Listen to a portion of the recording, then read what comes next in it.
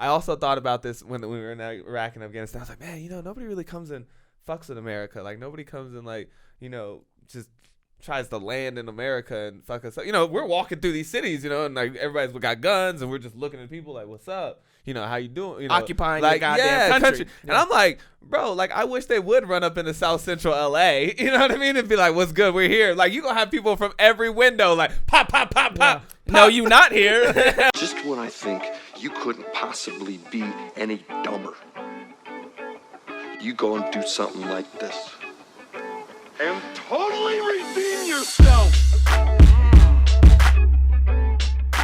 Yo, what's up, internet? Welcome back to another episode of Three Averagely Intelligent Dudes discussing dangerous ideas. Today is going to be a little bit quite dangerous, I would say. We're going to be talking a little bit about our gun control policies in America and kind of our views and ideas on those and how maybe we can reform them and how they came to be and what we think about them. And then we're also going to be kind of entertaining the idea of what could happen or what could lead to another world war or potential major conflict in the world, and who some of those parties that might be involved and how that could look like. So that should be a pretty interesting conversation as well, and I hope you have fun and you stay tuned, and let's get right into it.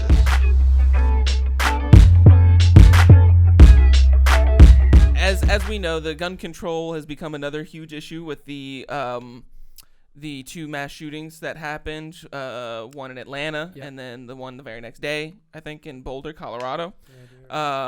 And there was a new bill that was passed through the House for gun control, banning assault weapons and things like that.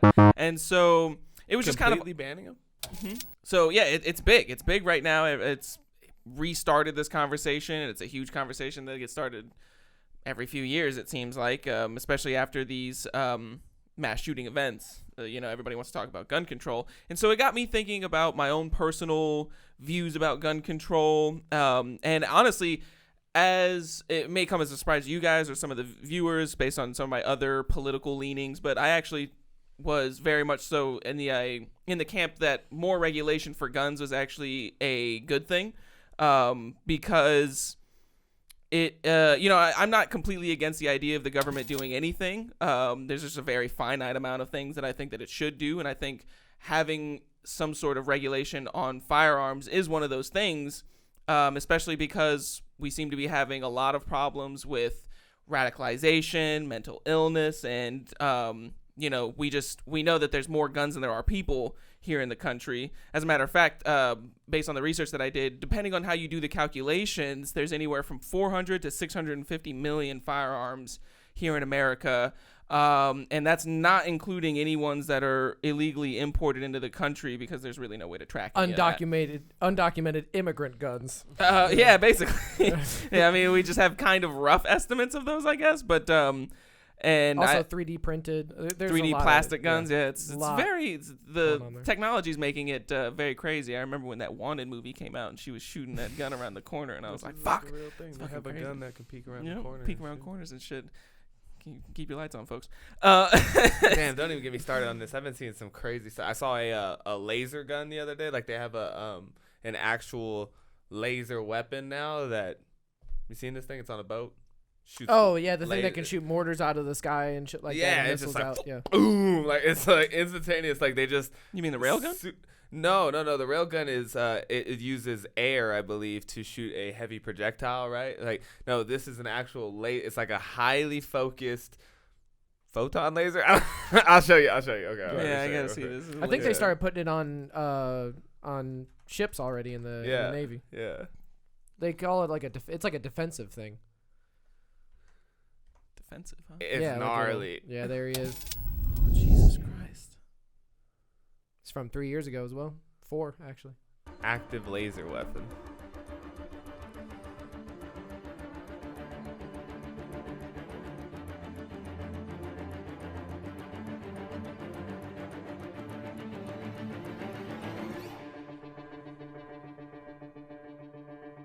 Yeah, they launched this Pole.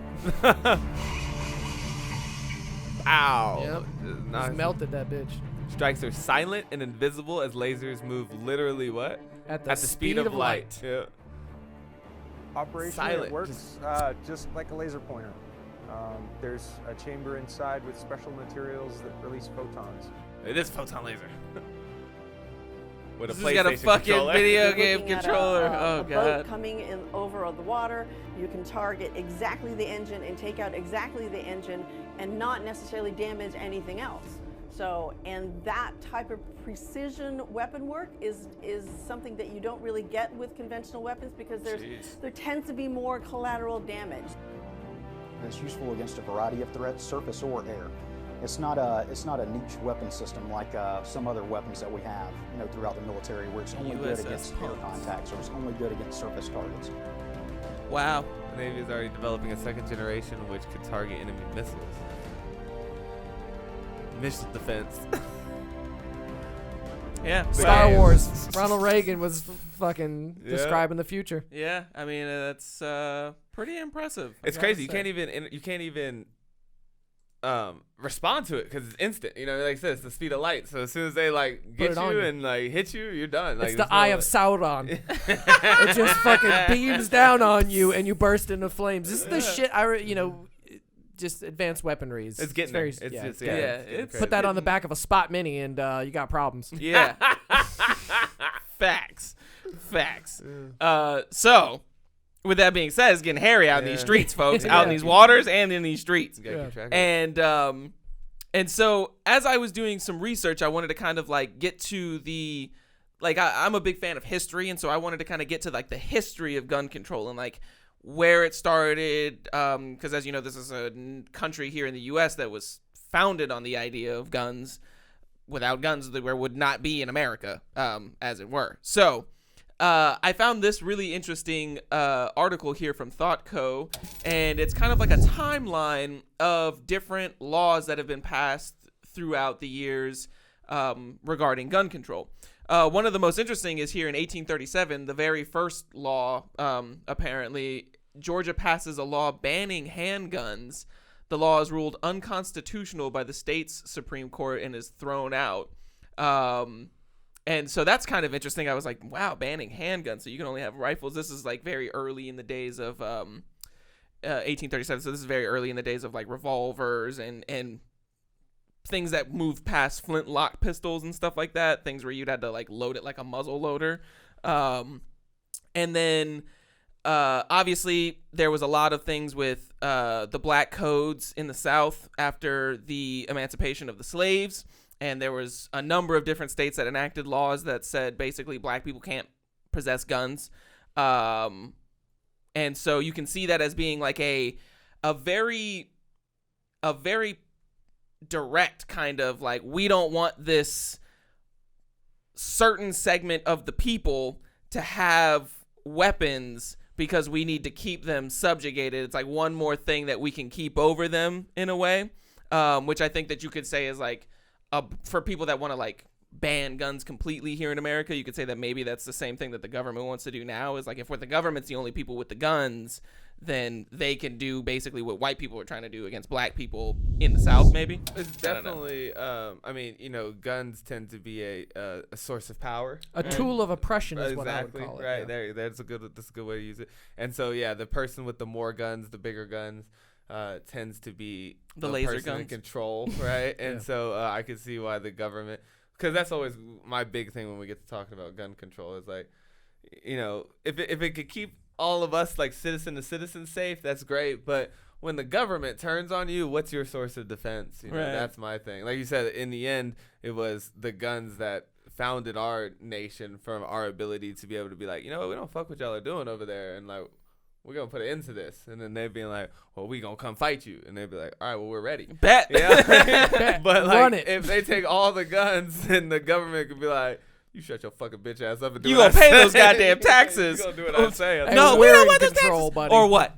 What are you gonna do? Mm-hmm. That's what I thought. You shut the fuck up. You pay those taxes. Yeah. I think the freedom in America, the revolutionary spirit of America, our founding principles make it so that we will never take away a citizen's right to bear arms. I feel very strongly about that. So when I think about our government potentially having a conflict with its citizens, I mean, that's tough for me to think about because we've got sticks and stones. They've got laser guns. Is Right. what it feels like. Especially since we're allowed shotguns, handguns, and hunting rifles. Mm-hmm. And you can take your hunting rifle or you can take your handgun and kind of make it look like an assault rifle. You know, you can get your different things and your doodads to make it look like an accessories. M16, but it's not very easy to get an M16. Yeah. You know what I mean? So, I mean, how They got them by the bucket. and it's not just our government that's on a federal level. It's our local government. Mm-hmm. And now that's why I don't think they would ever take guns away, is because how are you going to convince local police to go door to door and take people's guns? I mean, That's have you met impossible. local police? No, that's impossible. I I used to get into it when we were stationed in Afghanistan, and mass shootings, right? Mass shootings always come about, and then that's when the gun control conversation comes up. And so there was a couple that happened while we were deployed, and the Brits, you know, we were stationed there with a lot of Brits. They were bringing a lot of British contractors in and stuff, and so me and the British contractors would get into it all the time. What we would get into, because they're like, well, I just don't understand why y'all even have guns. Like, why don't you we don't have guns, and we don't ever have this problem. It's not. I'm like, yeah, but you never had guns. I mean, that's like all y'all have is like elephant rifle. I was like, look. We've always, hundreds and hundreds of years, like, there's been guns. Like, that's like saying, why don't you just take all the cars away? Like, why don't you just take, like, these are things that people have built into, like, you know what I mean? It's just a different paradigm. Yeah. And I'm like, it just doesn't make any sense. You can't just, and I'm like, and then how would you propose we would go about that exactly? Yeah, that's my next Because, you know what I question. mean? Yeah, it's like okay, yeah, it's let's like, just agree. Let's just, for hypothetically speaking, let's say that the best thing to do is to de-arm the American population. What exactly would you do to do that? come down to your local voting booth and turn in your gun? No. Yeah, and people Oh, okay, propose these ideas of well- like buyback options. We'll just buy it back at 10 times the price. And I'm like, people don't have guns because they're valuable. People have guns so that you can't fuck with them. And it's a cult, sort of. You know what I mean? It's a sort of cult. Like, some people build their entire identity around being a gun owner, and they paid the money to get the guns in the first place. It's like, hey, we'll buy back your kid. I mean, it's like, no, you're not. You love that thing to an extent that goes beyond money. That just wouldn't work either. And so, I mean, it's kind of like vaccinations, right? You'd probably be able to get a majority of people to buy in and do it, but there's going to be this 20% or so of people who just like, I just don't fuck with that. And I think love my about that guns. too. Like, if you ask all legal gun owners, turn them in, buybacks, whatever, you're completely going to miss the entire gang gun. Like, Exactly. Unless it was like, just turn any gun in and we'll give you money. And even then, it's like whatever criminal elements exist are going to be like, oh, don't give them the stick. Yeah. Well, No. We Hey, ain't even sell our supposed to have Glock. the stick. Sell our Glock 38s, but don't give them the sweeper, dog. Yeah, don't give them the big chopper. Nah, I mean, I feel like they wouldn't turn in any of them. They'd be like, hey, yo. That's what I'm saying, too. Did you Like- hear that they're buying guns for blah, blah, blah, blah, blah? I steal Cool. some- You make sure you let all the people in your neighborhood do that. And then when we the only fools with the guns, Or just we hit don't a- have to worry about hit a- mugging people. We just come up to their door and Yeah. knock on it. Hey, yeah, this is the Bloods. You know what it is. hit a lick on the collection joint. Right? And then fucking take all the guns. Yeah. That's some Walking Dead shit. It's practically impossible, as far as I'm concerned. But that once you get past that point, we have this discussion of like, okay, well then what are you banning? Because like, you know, you're not allowed to own like a bazooka in America, like just a regular person. And I think that that's a valid law. Like I don't want just regular people owning bazookas. RPGs, things like that, stuff like that, you know, like grenades. Hand grenades, yeah. Like there's things that you could make an argument for that you're like, okay, well, in what sort of scenario would a private citizen need a bazooka for, or like a hand grenade? Like that's weapons of war, not weapons of self-defense. And if the whole idea is like people need guns for self-defense, then it seems kind of outrageous. What if that you're you like would a prepper, though? Like, what if you're worried about the zombie apocalypse or something? You want grenades, you want bazookas. I mean, that's Like, if you'd you're, have to like, prove that really- was a viable threat, as far as I'm concerned, and there's no way to do I that. mean, I'm just saying, like, what there's if you certain have people like who a, could- 3,000 people strong cult, and you're like, I just want 7 crates of hand grenades. Is that really such a Is that bad really deal? such a bad thing, U.S. government? Well, and then as you were starting to talk about this, and we knew that this subject was coming up, and I was evaluating, I was like, where am I at with this? You know what I mean? Like, how do I feel about gun control? And Yeah, let's do a little round and- table and see where everybody's at. Yeah. I love it in theory, as I love most regulations and ideas. You know, it seems like a good idea, but it's just so impractical because, like we talk about, first of all, laws only work against law-abiding people. Right, so you control guns, like we said, turn all the guns. The criminals, the people, the undocumented immigrant guns, all those things, they don't do that. So there's still hella guns out there. Now the people who were legally trying to keep themselves defended or vulnerable, right? And then it opens to, like, dude, there's places like Jamaica, like in the early 80s and stuff, and I think it was like maybe 70s, but dude, like they had gangs running wild out there, and like they were just terrorizing the people, and it's because they had all this influx of like weaponry, and I mean, not even the police had this types of guns and stuff that they had. So it's like you de-arm them. And if there's one thing that Iraq and Afghanistan taught me, it's just that if you want to perpetrate violence against somebody, there's really no way to regulate that out of you, right? Yeah. And I just, like I said, I saw this. These guys were so ingenuitive in the way that they could construct weapons. You know, you say like they shouldn't have bazookas and stuff. They don't need them. You know, I mean, you could build a pipe bomb from normal things that you can go down to the grocery store or your local hardware store and get. These guys were building bombs out of cell phones, out of water bottles, out of, you know, you name it, and these things would go dumb, like go dummy dumb. I mean, they'll have a pickup truck just roll up on you and it blow up half a square block. Yep. And so it's like you could take away a bazooka or something like that. And I'm not saying you can like, it takes a lot more work to be able to learn and study how to build a bomb or some shit. Like that's gonna eliminate a lot of the majority of fuck shit. Where you hit like where you get like a little Billy Joe or whatever, and he's like, I want to kill some people today, and then he just runs to the store, grabs a gun. Like that guy, maybe not so much, but just my point is, I just don't think that you can practically, and so I think you end up just limiting people who are actually trying to follow the laws and really are just trying to be respectable in general. They just want that sense of safety, and you end up just fucking them over more so than you get at the heart of the problem. That's true. It's a symptom. That's how I feel too. And you bring up a good point about the idea. Like it would, if you were to take away all the guns, it would lessen people's ability to kill the most people. But it's not like if you wanted somebody dead, you couldn't kill them. I mean, Britain, Japan, places that don't have guns have a much higher knife crime ratio than America, just because in America, if you're gonna kill somebody, you better have a gun because they might have a gun. And if you pull out a knife on this fool, you're done. You're done, son. But in Britain, all you got is knives, so they just go around stabbing people. I mean, they don't just go around stabbing people, but that's how you kill people in Britain and stuff like that. Like I know that in Britain right now, like in London and in other major metropolitan areas, there's a very large influx of knife crimes and knife stabbings and killings and stuff. It's like, you'll never be able to get rid of the nefariousness of people. They will find a way, unfortunately. And that's another thing, too, is like they fight. They fight a lot in Britain, right? Oh, yeah. Like they'll fight over anything. Even listening to these guys tell stories and stuff about how it almost seemed like every night that they went out drinking and stuff, it would end in these like brawls or fights of some sort. And I was like, you know, I guess you could do that when there's no guns. Like, you know, for us, we can't fight people because the potential of you ending up dead at the end of that altercation is highly more likely. Yeah. 7 out of every 10 48 hours episodes starts with outside of a club in downtown Atlanta. And then pow. So it's like, we can do that. But then they fight it out, and then they just, you know, you get to walk away. So hey, but you live to fight another day.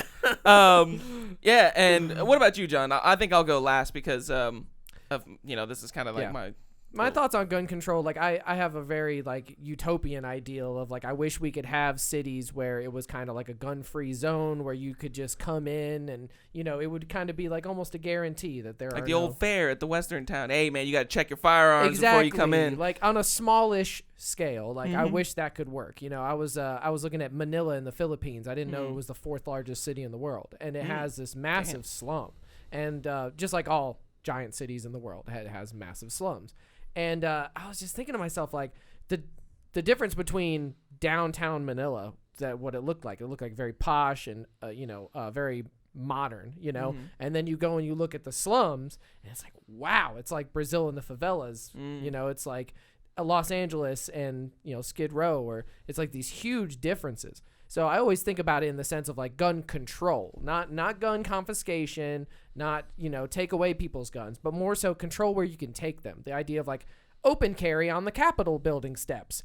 That's fucking crazy to me. I can't, my head is just like, why would you want to take a, you know what, like a 9mm assault pistol? You know, like a lot of these guys have like these like tactical looking guns, but they're not like heavy calibers. And it's like, you're going to go to the Capitol building and stand there with your gun and do what with it? Are you going to Kyle Rittenhouse? You're going to kill some Antifa? Shoot some skater boys? I mean, like, what do you intend to do? Is it a show of force? Because your force is very little. It's like a tiny dick force. You have tiny dick energy.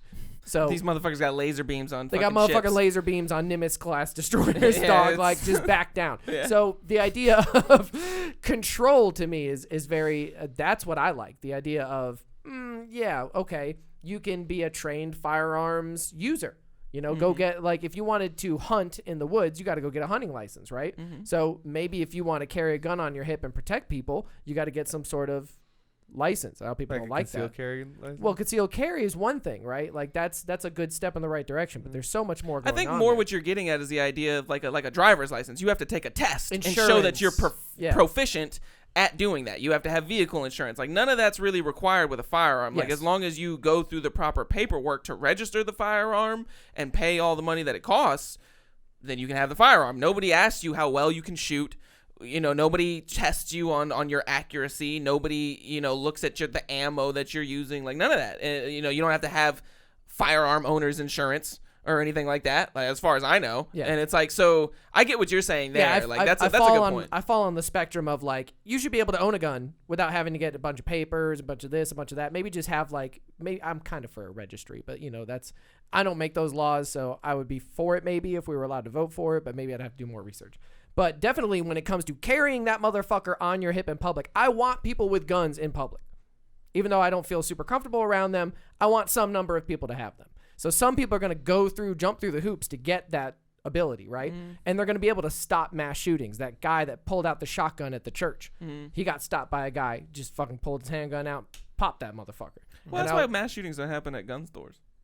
Well, I mean, at church, though. This is at a church where, Dylan Ruth was able to walk into a black church, potentially because of the systemic, generational gap of black people being able to own guns legally. Maybe that's kind of stunted the security at black churches, Well, I saw an awesome stat that he pulled in some of these statistics, and let's pull into some statistics, because honestly, and the statistics themselves didn't really change my views, but I was more so of the idea that I liked before I did this research. I liked the idea of some sort of federal gun control.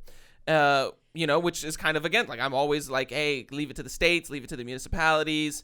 It's better local than it is doing like this sweeping federal thing.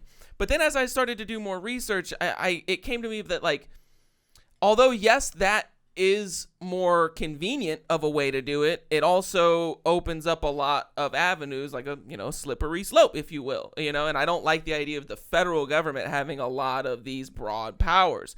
And so through doing some of this research, it got me to kind of reevaluate my position and be like, you know what, maybe it is better for the states and stuff, but there should also be extra things that come on the back end. Like, one of my main reasons for the idea of having a federal kind of overarching gun control was because of the permeability between states.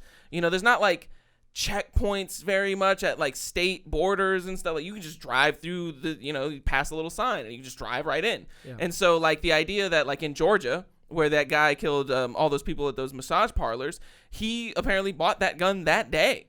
And so it's like, if you can go to Georgia and buy a gun without waiting at all, then what's to stop you from doing that and then just driving back to the state that you live in where the guy you want to kill is at? And so that's like, those were the kind of things that were in my mind as the time. And I was like, oh, well, then we should have some like federal oversight where, like, federally mandated there's a 2-week waiting period or something like that, because I'm for waiting periods. I think that if you want to own a firearm responsibly, that's something that you plan for. That's something that you should look into. And so there's no reason that you need to have it today. Yeah. There's no reason that you need to have a self-defense firearm right now. Like, you can wait 2 weeks. Let us do a background check. Like, I'm for background checks. I'm for waiting periods and stuff. But my views have shifted once again back towards a local thing. And so, like, maybe we do need checkpoints in between the states. Maybe if one state has very lax gun control laws, the bordering states around it need to be like, all right, well, then we're gonna process everybody that comes through from your state, because we need to make sure that they're not carrying any sort of sketchy firearms. I'm not with that, man. It already takes me 20-something hours to get from California to Texas. I'm not trying to turn that into 36 because I'm sitting and see, at, that's like, the thing, though, is that every single that convenience was playing on my mind as well. But as you know, like, I think that there's lots of things that shouldn't necessarily be convenient. Like, I don't want the federal government to be able to tell me how to live my life because it's convenient. I agree, but this is what I see happen a lot, right? And before I get to that, I wanted to make the point that I did like that, because it kind of negates crimes of passion with little negative blowback. Like you said, whether you have to wait 2 weeks to get your gun, I don't see how that's a consequence. It shouldn't matter if you're being a responsible gun owner. That's something that you don't need it right now, this second. But it only feels like if you're really trying to go handle some business right this second that you would need that, and then that's dangerous. But one thing that I against something like that situation where you give up that convenience, this statistic right here, number of mass shootings in the U.S., 120 since 1982. Okay? There's 650 million guns-ish in the United States, right? Roughly. Yeah, 400, 650. There's about 350 million people in the country, and we're talking about 120 mass shootings. It's not to discredit the tragedy or anything, but I would call those numbers in a statistical basis negligible. Right? Right. It's very few at all. So tiny, and so to have sweeping legislation and changes, it's like having surgery for a paper cut. You see what I'm saying? Like I think that to open up to those levels of inconvenience and all these other things that would come along with it, to stop, you know what I mean, to save just such a very minuscule amount of lives that we're not even sure would actually effectively change that, based on the fact that people who have malintent can still find how this dude blew up an RV in the middle of downtown. Nashville, you know what I'm saying? Yeah. That had nothing to do with the gun. So it's like, they'll find a way. Yeah, you know what I mean? And so for that small thing, but we see this happen because tragic events are very They play on our emotions. right. They hit you really hard, and it's like you're like, yo, this you feel that. Do something. Like when you hear that the guy in Georgia bought that gun that day, you're like, well, what the fuck, you know, like that, and rightly so. Like that seems weird, but we have to put that into context, you know. And I think that that's kind of the point that you're getting at, is that in the context. Another interesting thing, I didn't put it here in this little video or in this article here, but when I looked up the statistics of the number of mass shootings in over the years, not one year peaked over 8 mass shooting events, except for 2017, 2018, and 2019. In those 3 years, those were the only years that had double-digit mass shootings. I think it was like 10. I think it was like 12, 11, and then like 14 or something like that. On the rise. Well, yeah, but then in 2020 there was only 2. And so it's like, well, there weren't a lot of large groups. People weren't allowed to go outside, so we won't be able to tell until the end of this year and stuff. Population. Well, I'm sure that's what the government would like to do. I've got some things to say about the idea of these 120 mass shootings, right? So it's like they're terrorist events, essentially. The majority of them. Some of them are like crimes of passion or whatever, but a lot of them, well, not a lot. There's a large number that are racially motivated, that are political ideology motivated, religion, whatever it may be, right?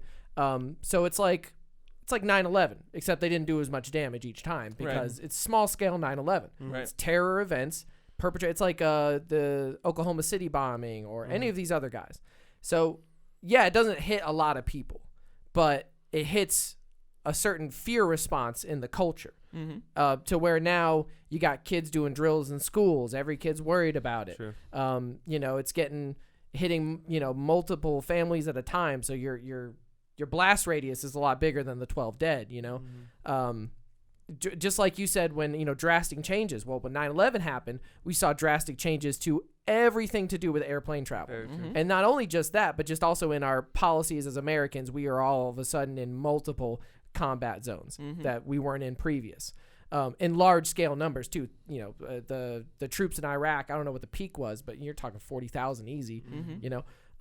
So these type of things, they do have these large sweeping repercussions, especially with mass shootings and gun control laws and legislature. So I feel you on that, because not a lot of mass shootings are happening. Not a lot of people are dying, but we're having this huge knee-jerk response. Because we're really reactive as a it's an emotional response to a terrorist act. I do want to point out, though, that I think that you made a good point there when you talked about 9/11 and the kind of reforms that we saw with air travel. You know, like, in these times of crisis and tragedy, not all of the knee-jerk reactions are necessarily negative. You know, like, I think that going to war with these countries for the next 17, 18, 20 years, that's a negative consequence. Definitely. But the idea of, like, I feel safe as fuck on a plane. Like, I don't fear for I rarely fear for my life at all. But, I mean, an airplane is one of the safest places. I feel more at risk of dying in my car just because I know statistically it's more likely to happen than in an airplane.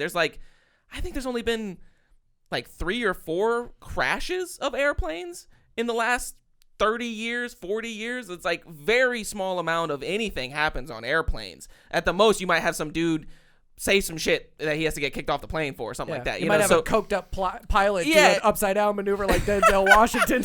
So, I mean, I think that, like, Snakes on the amount of safety that there is, like, it's kind of a pain in the ass to have to go through the airport, and it feels very invasive. But when you get on the plane, there's very low chance that anything's going to happen to you en route to your destination. 10 times safer than a bus. Yeah, facts. And like, that plays into the fact that, you know, sometimes regulation is could be a good thing. Could be good. You look at planes, heavily regulated. Gun-free zone. All the way from not just like you said, us as people getting on them, but how they can operate, like what it takes to be a pilot, the redundancy in systems that it has to have, just extreme attention to detail and care. Whereas in, like you said, a car, any dummy 16-year-old, any person, anybody can get into a car and just essentially do whatever the fuck they want to. Yeah. And then you have more like car crashes by like 100 times or something. Oh, it's astronomical. Now anybody who can operate a computer can get a 3D printer, print the pieces necessary, and make a gun. Yeah, you can get the plans for 3D printing a firearm pretty easily. I don't even think that you have to go on the deep web to do that. That's why the idea of regulating guns is like appealing. It sounds like to you and to me and you to some extent as well. In certain ways, yeah. Because it is just this very open, chaotic, you can kind of do whatever. Even though it looks regulated, it looks like, well, you know, they're closing some loopholes and you can't get M16s. It's like, yeah, but you can fucking print guns. You can do all these other things. Yeah. You know, there's no regulation But you would still there. be able to do that even if there was a regulation, you know? It's true, and there would still be like criminal elements and things like that, but like some sort of regulation on, you know, getting the like that, like you said, like we've already kind of made this point in the sense that you can do some regulation and it can mitigate some of the effects. Yeah. And so the important part is finding what regulations give you the most return on investment. Right. How do you not limit the amount of personal freedom and security that an individual can have, but also still have the largest effect on the amount of gun deaths that happen every year in America. Yeah. You know, like, and I think it's about finding that balance. You know, it's not about just, oh, well, we want to, you know, ban assault weapons, semi-automatic assault weapons just because they seem scary to us. And we can't understand, like, well, what kind of return on investment are we getting there? Like, is that actually going to bring down the level of gun crime? Because we know that most gun deaths happen from handguns. Like, that's just a fact. Most people that get killed by guns, whether it be suicide or homicide, is by handguns. Mm-hmm. So you going out and banning assault weapons didn't do much. One guy out of every 15 people that gets killed with a gun, maybe, and I'm just pulling these numbers out of my ass, but it's like, it's a very small amount of people that get murdered with assault weapons. Like, they're hard to fucking like hide. You gotta get a hotel room or be up on a fucking tower. Like, it's very difficult to pull something like that off. But a concealed carry handgun. So, like, really, if you're thinking about, like, well, we want to bring down the number of gun murders, then you should really, like, I don't believe this is a good thing to do, but you should be looking at handguns then. And, like, you can just tell that it's more fear reactions in a lot of these things than it is sound thinking. It is fear, but like also, you know, this just hit me, so like it reminded me of when we were talking about the homelessness thing, just was the last episode, I believe, but where you have a Karen or a Susan, whatever, vote. It's just everything when we talk about this is all political grandstanding. It really has nothing to do with being effective against the problems. Nope. What happens is so-and-so sees something on the news, they get really afraid of it, and so they storm into their congressman's office or whatever, start writing them letters, and they're like, this is a big deal to me, I want you to do something about this. Like, I see a mass shooting on the thing, and that becomes the political, like, the Save fear the of children. the fear of the day, you know, and everybody's really whipped up about it. And it's kind of when we talk about never let a good crisis go to waste, right? So a politician always sees that as like an opportunity to gain influence, right? Exactly. If you have 1 million people in the country who are upset about assault rifles, right? You can come out with an assault rifle ban, and then now everybody's like, "Damn, that's a good guy. That's a good guy. I'm gonna vote for that. Yeah, guy. I'm gonna vote for that guy because he's taking care of me." And it's not. It's a reactive instead of proactive in the sense of like, this is the problem, 28,000 to 40,000 gun deaths, right? And I want to go after that, not just trying to appease this person and whatever they think their fear is. Political wind shifting. Yeah, a lot of appeasing those people is also, potentially infringing on our Bill of Rights. Exactly. I mean, when you were discussing about like state checkpoints being some sort of system that could be enacted to, and I know you're not pro state checkpoints now, but not necessarily. I mean, again, like he said, like I've been on that drive from Texas to Cali multiple times. Like it's not fun, and the idea of having to go through vehicle searches every time I come in and out of Texas. How about because temperature Texas checks? I mean, you see what I'm saying? Like so it gets some to of this that stuff. point. I get like the idea of like, well, that's a major inconvenience, and it's like, yeah, well, at the same time, you have to balance your level of principles with your level of convenience. Luckily, I believe that in America, they would never, they would see that as some sort of illegal search and seizure to an extent. Like, I think the Supreme Court would not allow it to be like, well, if you want to come in Oklahoma, you're going to have to get butt naked. You know what I'm saying? Yeah. Well, I'm just driving through Oklahoma. Well, Oklahoma don't fuck with that, so get butt naked. Yeah, like you say that, but we need to make sure that you ain't got guns in your cabinet. Yeah, come up Or off your some shit. marijuana. Where your marijuana at? Yeah. Give me that shit. So, and I mean, you brought up this statistic earlier. I looked up since 1981, and I don't know if in the early 80s is just when they started tracking a lot of this data, but that's pretty much as far back as I could find a lot of like good, solid data. But the number of gun deaths each year, the lowest year never got below 28,000 deaths, and this includes accidents, suicides, and homicides. And the highest years never got above 40,000.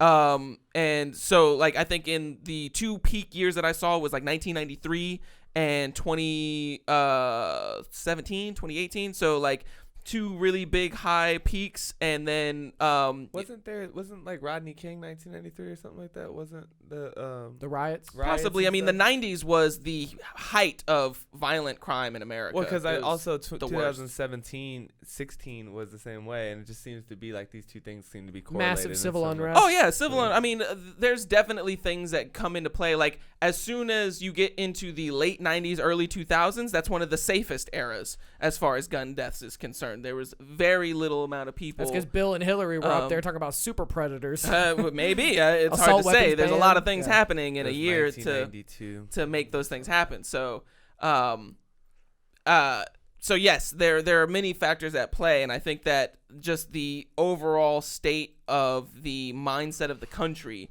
and the tensions in the country and like that kind of stuff that plays into gun deaths to a pretty large degree, if you ask me. One of the other stats that really jumped out at me was that, and I'm sure a lot of people have heard this. So in 2020, there was a massive increase in the amount of gun purchases, particularly at the beginning of the year, from January to July. And the most striking thing about that was that about roughly 5 million new gun owners were created, basically. Like people that had never owned a gun before in their lives went out and purchased a gun sometime between January and July of 2020. Now, obviously, there was a lot of civil unrest happening, but Stimmies. Stimmies. Yeah, I mean, guns aren't that expensive. I mean, you can get a pretty. They're not that expensive. They're not that expensive. The other day I was like, hey, I might get a gun. Yeah, like $100. Yeah, like you can get a very good firearm for very cheap. It's not an expensive thing to do. And then, I mean, on top of, you're looking at the max for like a very cheap thing, you're looking at maybe like $200-$300 after all the fees and the taxes and stuff like that are paid. A couple $100. Yeah, tree fitty. Yeah, like low end. and you can have a well-functioning firearm, handgun, but it's, low caliber and stuff like that. But I mean, a 22 fucking blows somebody's brains out if you're close enough. It's not like they don't, like, they're still guns. Yeah. But the most interesting thing about that was that roughly 58% of this 5 million new gun owners were Black Americans. And I wasn't quite sure what to make of that. I wasn't sure if that was like scared, like Black Americans that were scared of like the police and going out and buying guns to protect themselves from the police, or if it was like affluent Black Americans who never thought about owning a gun, but their neighborhoods were being rioted in and then going and getting a gun. Like, I just wasn't like, I didn't look into the underlying statistics that make up that number, mostly just because I got caught in a rabbit hole that I'll get into in a little bit. But that was so interesting to me. I was like, wow, I would have never guessed that. Like, I would have guessed that it would have been more random. if you ask me. But like 58%, that's a very large majority of the 5 million people that were new gun owners being black. Black Lives Matter movement. That's what I would point to. But why would that But in what, like in increase- response yeah. to, like, as in fear from the police or fear from the riots? Fear from, I would say, just like white people. The idea that like like the law, Johnny Like, you gotta Law, be afraid of or- these, But subconsciously it's not like racist you can people. shoot back at the police. You know what I mean? Well, I mean, Like, look at Breonna Taylor. That's exactly what happened. But I mean, Well, that's why she's dead. I mean, I That's my understand that point. was a Yeah, contributing it's a- factor to her death. But I'm saying that like black people seeing what they consider to be a vast abuse of authority in the police force being the key word, operative word there. Maybe that's Well, could the have led scariest to- thing to me for this is that gun crime affects black people much more than any other demographic here in America. So it's like you have the demographic who suffers from gun violence the most going out and arming themselves even more. Yeah. And it's like very like I was like, wow, like I don't know if that's gonna be like a good thing. Like I just don't like I when it hit me, I was just dumbfounded. I was like, I don't know what to make of that. I see defense, good guys with guns. That's what it looks like to me. I thought earlier, this is actually the statistic I was going to point to earlier when you were talking about how the black codes may have been why, less black people are owned. I think maybe they're the demographic that had the most increase to be had, because like you said, That's true. white people been done had guns since like the dawn of time. Their forever. daddy's got guns. It's kind of like in their kind of sphere, I think that as they just had the most increase to be had. That's true. Like the most room to grow there. That's a good The point. largest they might untapped not market. have Yeah, that right, makes sense. guns in the past. So that's true. And in doing all this research and in that timeline, I kind of stumbled across this interesting. It's two separate stories, but they're loosely linked together, and you'll kind of see how as I go through them. But in the year 1886, it doesn't show up on that timeline because it's not actually a law. It's a Supreme Court decision in the case Presser versus Illinois. Now, in this decision, the Supreme Court held that, quote, unless restrained by their own constitutions, state legislatures may enact statutes to control and regulate all organizations, drilling, and parading of military bodies and associations except those which are authorized by the militia laws of the United States, end quote. And basically, this story follows this man named Herman Presser. And in 1879, Herman Presser led a company of about 400 individuals who were, by all accounts, armed to the motherfucking teeth. This man riding a horse with a cavalry sword Let's go. on his waist down the streets of Georgia. And he was part of a citizen militia group named Les Unververin, Instruct and Defend Association, a group of armed ethnic German workers associated with the Socialist Labor Party. They had formed to counter the armed private armies of big companies in Chicago. Now, in the 1880s and 90s, there was just this huge movement of labor support. And basically, after the emancipation of the slaves, it went from like a black-white thing, and the focus of society turned more towards a like labor versus capital argument. And because people were feeling like they were being wage slaves in a sense, these giant corporations during the time of trusts and stuff like that, they kind of had laissez-faire, like really they could do whatever they wanted.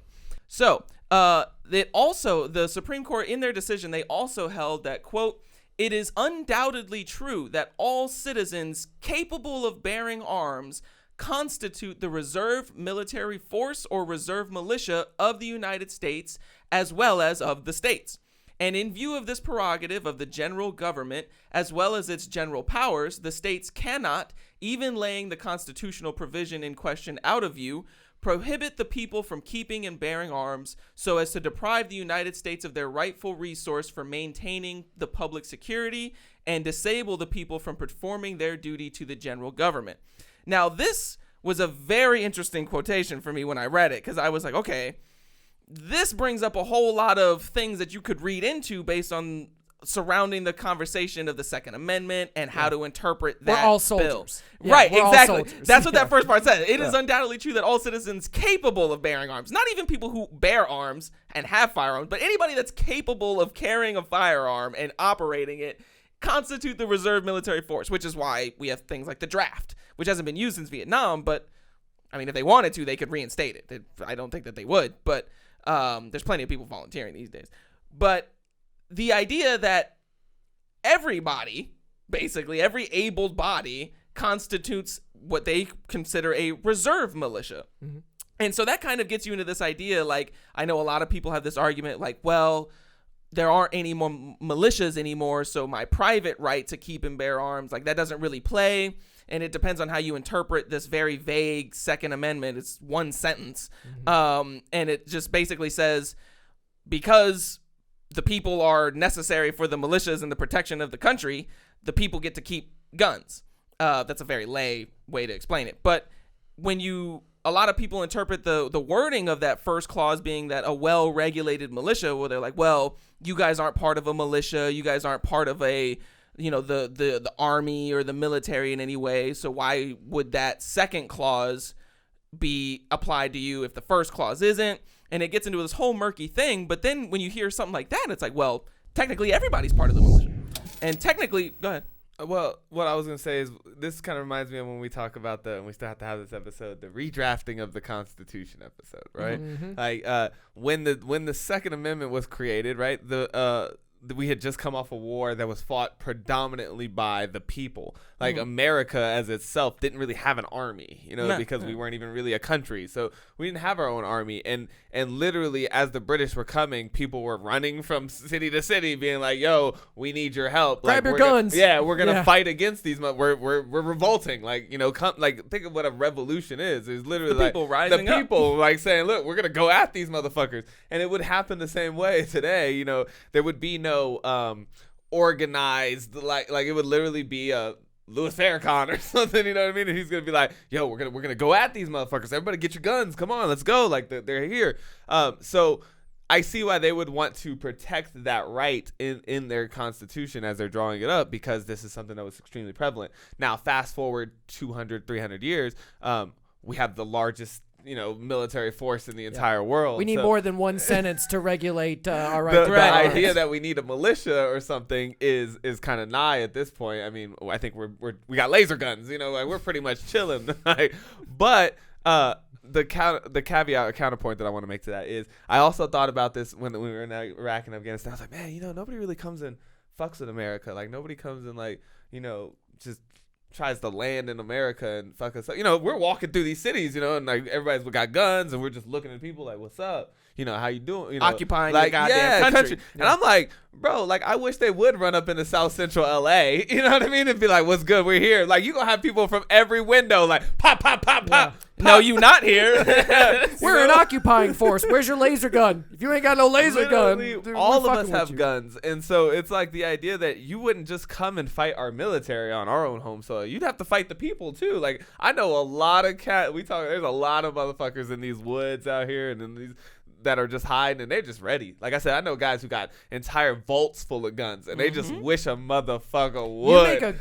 You make a great point. You're talking about how, like, what it relates to with me is, like, my brain immediately went to illegal search and seizure, because, like, we are capable now of, like, just rolling up beside your car, hitting it with some rays, and finding out whether or not only whether you got a gun or a bomb in there, but whether or not your cancer's metastasized.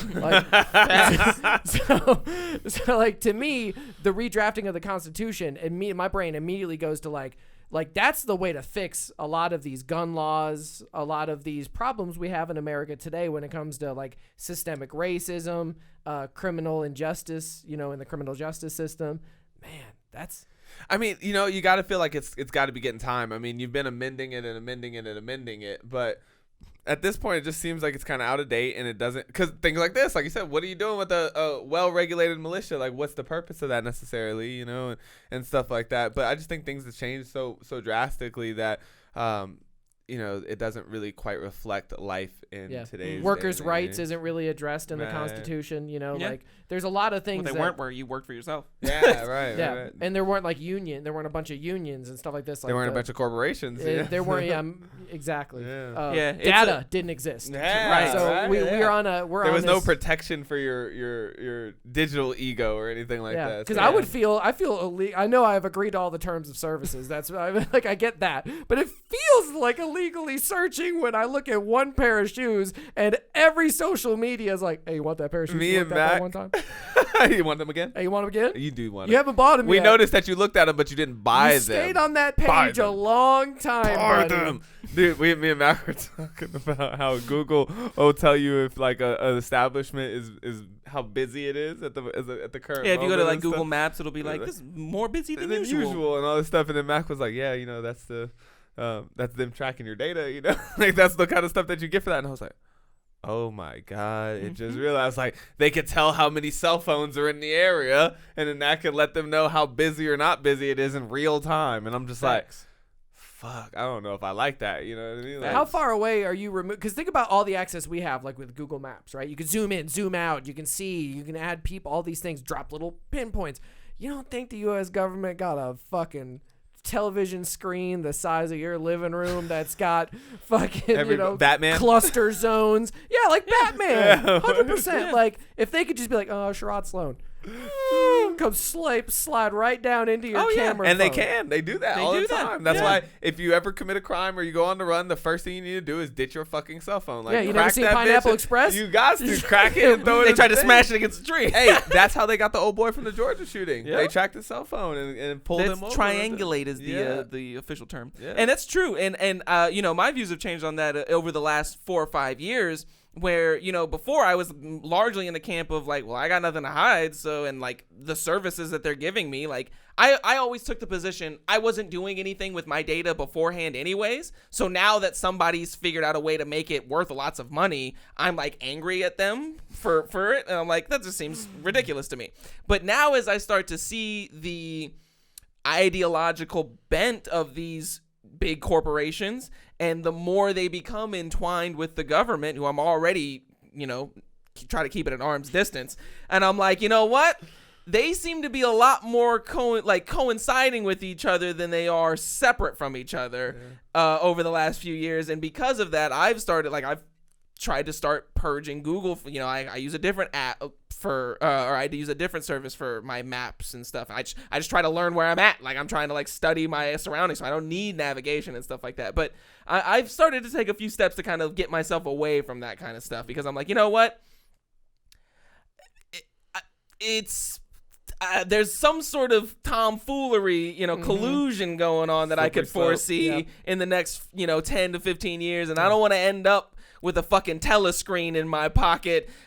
Mr. Swanson, stand at attention.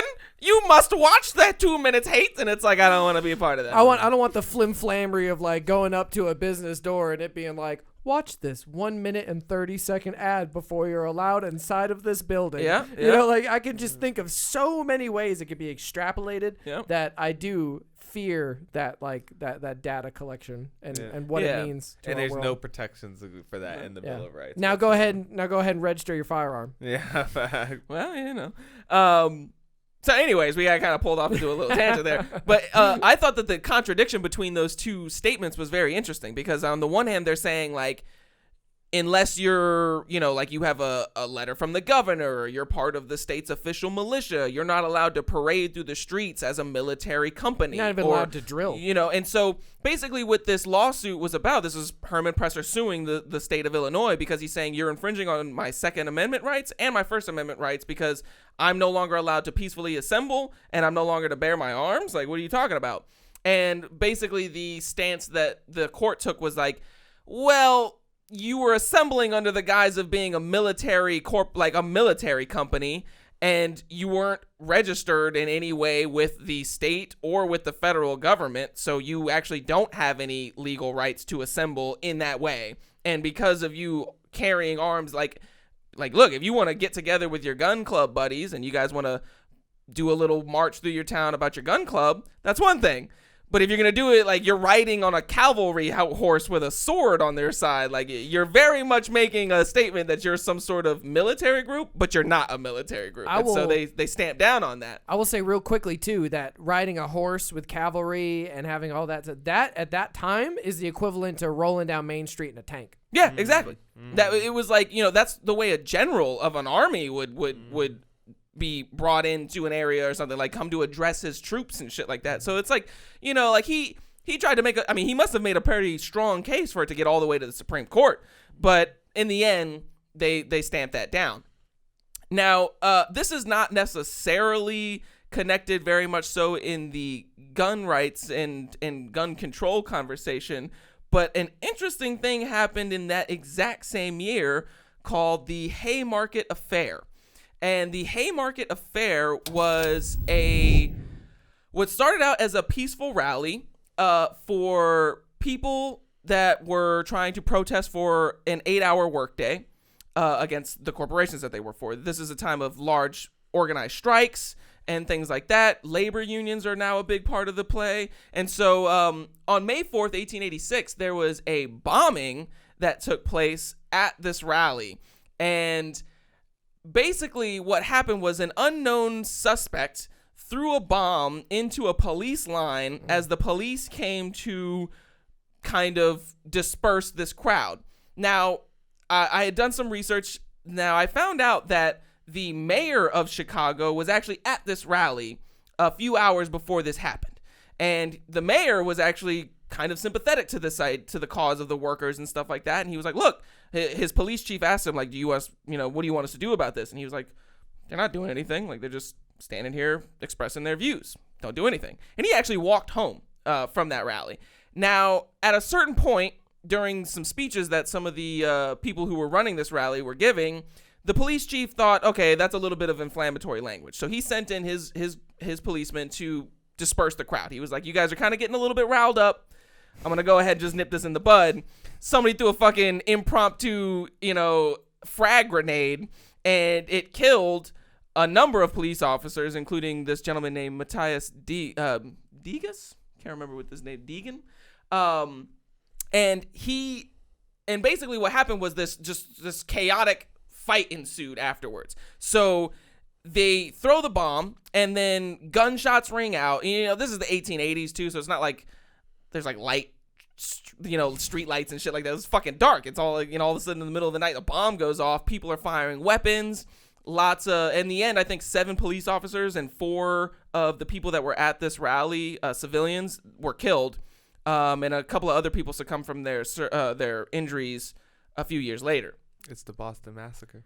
Yeah, you could kind of. Well, like the Brits were there, and then the people were like kind of rioting against the Brits, and then somebody like shot a fire, and then all of a sudden the they shot were heard like, round the world. Yeah, the police everybody got in the scared, square, and then revolution. I feared for my life. Interestingly enough, I saw that protests. one of the after doing some interviews, they say that most of the police officers actually died from them shooting each other. And it's not actually proven that anybody in the crowd shot at the police. They think that a grenade, though. Somebody threw a grenade. But there's also allegations that the Pinkertons, who were these private armies that the companies were employing, were, agent provocateurs, and they were actually the ones that threw this bomb. And so it's like, it's never been really solved. Like, people were hanged for this crime, but interestingly enough, the only 2 people that were hanged were actually at the event when the bomb went off. The other people were convicted under like conspiracy and stuff like that, because basically a few days, I think the day before this, at the McCormick factory, there was a little bit of an altercation between the police and the workers, and the police killed a couple of workers.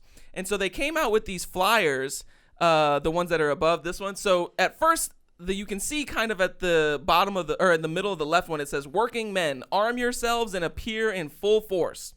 Now, one of the main guys behind this movement saw the flyer and was like, yo, stop distributing these flyers. We got to take that off of there. I'm not going to come speak at this rally if it says that we're going to be arming ourselves or anything like that. So the revised one is the flyer on the right, and they removed that line, the whole idea of like arming yourselves. Now, the reason the other half of this, Yeah. The reason that the other half of these flyers are in German is because a lot of these people are German immigrants. And for some reason, just like Hermann Presser, he was part of this militarized German labor union. I think he was part of a carpenters union, but they were for all sorts of different occupations. And apparently some anarchists had like gotten their way into these labor unions and were those were the guys that were rounded up for the conspiracy, were the like anarchist like people in these labor unions. And the guys putting the arm yourselves and appear in full force. exactly, yeah, like eggs. the bad actors, yeah. So and actually the flyer that you saw beneath that was one that they didn't actually end up distributing, and it was used in the prosecution against them. It was this revenge flyer. This is the first flyer that they came up with after the McCormick, two workers died in that McCormick altercation, and they never ended up sending those ones out. But when the next day martial law was enacted in Chicago, and the police just started busting in through these anarchist like newspaper areas and stuff like that. They just started rounding people up. They started you're scrolling past all my stuff. They started rounding people up. They started cracking skulls, if you will, and they found a lot of this incriminating evidence. One of the guys that they arrested was this guy named Louis Ling, and his apartment was busted into, and they found all this bomb making shit in his apartment. And so they pretty much put him on trial as like the person that built these bombs for this conspiracy, and he was associated with the other people that were part of the conspiracy. Interestingly enough, though, the person who threw the bomb was never found or convicted. Louis Ling ended up blowing half of his jaw off with a blasting cap. They always do that. Yeah, he ended up blowing his jaw off with a blasting cap and writing something in his jail cell in blood. He ended up dying 6 hours afterwards. He just fucking like agonizingly died. I'll show you. Yeah, and so he was I'm like gonna blow very my own jaw adamant. off and write "fuck you" in blood. He was very adamant about not being killed by the state, which, as you can imagine, an anarchist would be. And I just thought that it was so interesting that this happened in the same year with the same kind of people, like these German immigrant workers in these labor unions. And so somehow like the idea of stamping down on the unions and the labor laws and stuff like that, like all of that came into play with gun control as well, because after this, a number of different provisions, as they were called, were enacted in Chicago and other places in Illinois and other metropolitan cities where like if they suspected you of bomb making or something, like they could just come in without a warrant and search your shit, like you were talking about earlier, John, with illegal searches and seizures and stuff like that. And so it just highlighted this idea of like trying to find that balance between infringing on people's rights and also protecting the public from these violent actors. What it looks like is they're cracking down on labor units, and then as a result also saying, well, you can't drill, you can't have your own militia, you can't show up in force and parade, because what they're doing is they're saying like, don't gather in groups with guns, because those flyers say, get your guns, working man, arm yourself, 3 exclamation marks. So it looks like the U.S. government was like, yeah, we're not too keen on your labor groups and tiny unregulated militias. Like, we need to regulate those militias, and we tell you if you can drill or not based on if we like you. Yeah, you got to get a governor's note to you before your militia can walk through the streets. Yeah, and then, God forbid, you cause a little bit of a little riot at the protest and hurt some cops, because then we're going to crack the fuck down. Crack down. Yeah, and the whole trial, like, I didn't get into it, but like the whole trial was fucking super prejudiced, and these people were later pardoned by future governors of the state and stuff like that, and there's now a memorial for them.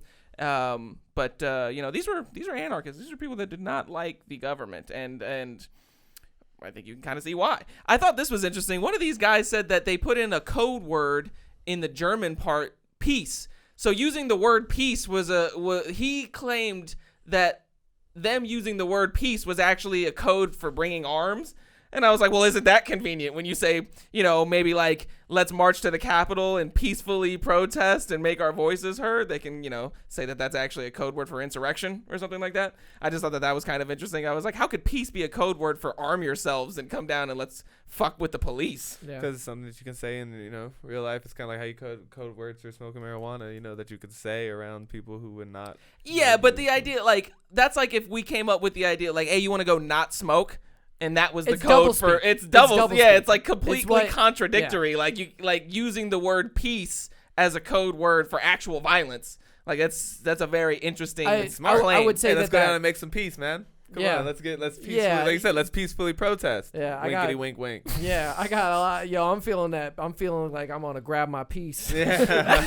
I'm gonna take a little bit of peace up in here. I need a little take a little bit of my peace back. Show these motherfuckers what peace like. Yeah. One of the funniest things about this whole story was that Ling's defense attorney, Moses Solomon, his opening argument to the jury was, quote, "It may seem strange why Ling was manufacturing bombs. The answer to that is that he had a right to have his house full of dynamite." And it's like, what kind of a defense is that? And he also said that the accused plans, he's acknowledging that they had plans, even though he's saying that they were accusatory plans. Yes. They did not target the life of any single individual at any time or place and did not conspire to murder Officer Matthias Deegan or any number of policemen, quote, except in self-defense. Yeah, this is roll the worst bombs defense. At your feet out of self-defense. This is the worst defense I've ever heard in my life. He had a right to have his house full of dynamite. And it's like... You know what this makes me think of? Like you were mentioning earlier in the Middle East, it's like Iraqis with an occupying force, blowing up an IED. Like, yeah, it really is. I think even to the point where, like I say, he blew his jaw off. Like these guys would consistently be missing fingers and things because a lot can go wrong when you're trying to make your own bomb, and it often does. Oh no, he blew his own jaw off in jail. Oh yeah, but I'm just saying, like these guys tend to blow themselves up, whether accidentally he's making a grandstanding, but I'm just saying. Did he have all his fingers? Did he have all his? You tell me right now whether Mr. Ling had all of his fingers. But I also, like I said, I also feel like it just proves my point where you regulate the guns, but this guy will still make dynamite bombs in his this dude has literally created a frag grenade out of dynamite. Yeah. It's like fucking ridiculous. Yeah. And it was just so eye-opening to see something like, in the same year where they had this extremely large Supreme Court case that has been cited in many cases in lower courts all across the country since then. And in the same year, these same people were kind of, also the bad actors, and it's like, it's a very murky subject, and the idea of like gun control and how much power the government should have over your rights to bear arms or to assemble with people who you want to assemble with and stuff like that. And I think that this whole example, these two examples were just so interesting to me when I was doing my research, because I was like, man, it just goes to show that like you said, Rod, there can't be the policies can't just follow political winds. They have to be well thought out and literally trying to solve a problem. And as we know, the government just really isn't that good at doing those things because their incentives are set up wrong. It's set up to argue. It's set up to be like, well, I want no concessions and you want no concessions, so we're never going to concede to any of these points, and we're just going to have this giant divide. Mm-hmm. And it happens on these really big issues like abortion and gun control and immigration. Mm-hmm. It's tough to bridge that divide. Yeah, super fast. We've been talking a lot about guns. Guns in America, gun control, gun legislation, the American Constitution, all these things. And that kind of led me down the road of World War III. It's something that, having fought in an armed conflict, I think about sometimes. I think about, like, what is the U.S. military the biggest, baddest motherfucker on the block? Like I've always been told, and like is what's paraded across in our media. Or do we have real enemies that could potentially inflict serious harm upon us, upon our country, and actually, to some extent, like invade America? Like America's always been the invader. We don't let people invade America. The last people that did that, their entire empire crumbled. Yeah, well, they kind of came here and were part of the ingrained system, and then we pushed them out. Yeah. We've always, since we pushed the British out and have ruled ourselves since 1776, nobody's really landed on our beaches. We've never had a Normandy. We've never had Pearl Harbor is the only thing I can think of, and that was in the middle of the Pacific Ocean. Yeah. So when it's been really just a expanding manifest destiny kind of. Yeah, like, we've get been the just fuck kinda- out, get the fuck out, move the fuck out the way. This Yeah. is ours now. we'll take this one, this one, this one, and this one. Your island shoot, it's shoot, got shoot, like shoot. it's got a little bit of guano on Yeah, it. you're We're gonna take that. guano-covered islands are ours now, buddy. It's true. I like your islands over here in Asia. We're gonna Yeah, take those too. it's We're true. gonna put some military bases on It's them. really true. So we've never really worried too much about people like landing on us. But then I saw the headline that China's Navy was bigger than America's Navy. And I thought to myself, like, that's scary. Like, my initial fear response of like, oh my God, China's coming for they're coming for the title belt. They're coming for the crown. So I started looking into this a little bit more because like I don't want to be like Red Scare. I don't want to be like, the Chinese are coming. The Chinese are coming. Like, we're wearing them on our body or all over us. They made all of our electronics. They're here. Yeah. The Chinese They're are in here. our electrical transformers. They're here, guys. So we kind of don't want a war with them. So if they want to build up a giant navy, what are we going to do to be friendly? What kind of terms do we have? Well, I looked back at the third Taiwan Strait crisis from 1995, 1996. This was a political happening between the Clinton administration and the mainland government of China and Taiwan's government. The mainland Chinese government was using its navy to do missile tests very close to Taiwan. Let me say it again. Very close. There's different reports, but it sounds like they were really fucking with them. Basically just off the shore. Yeah, they were just like, hey, Taiwan, Check this out. we want you to do some stuff with your government. Check out these missiles. Yeah, this is during the one China policy. It was during the one China policy. And this kind of like a lot of people wonder why, basketball players won't say anything about China or bring up Taiwan, and why the WHO wouldn't talk about Taiwan, and that sketchy video of that guy where he like disconnected the Zoom call and then came back, was like, let's just move past the whole Taiwan The early thing. COVID days. Yeah, and it's like people kind of were like, well, that's really weird. Well, the reason is because China considers Taiwan China, and Taiwan doesn't fuck with that. Yes, essentially that's the easy way to break it down. Yeah. And in 1996, the government in Taiwan under Lee Teng-hui had been seen as moving its foreign policy away from the one China policy. So when the Chinese Navy started dropping these missiles around Taiwan as a show of force in America's eyes, Bill Clinton said, I've got 2 carrier strike groups with your name on it. So he sent 2 carrier strike groups. Do you know what's in a carrier strike group? I did a little research. A carrier strike group is about 7,500 personnel. Jesus. It's 1 aircraft carrier, at least 1 cruiser, at least 2 destroyer or frigates, 65 to 70 aircraft, usually have an attached logistic or supply ship, like radar ship or your resupply ship, and then sometimes you have attached submarines, which, by the way, are submarines. There's 50 nuclear subs. That's a lot. China has about 6. So when someone says that the Chinese Navy is bigger, at this time the Chinese Navy was nothing. So when we rolled 2 carrier strike groups in there, China was forced to back out of the Strait of Taiwan and lose face. And in Asian culture, you don't lose face. Yeah. Okay, you don't. That's going to cause something like the next, let's say, 30 years of massive Chinese naval expansion. Massive.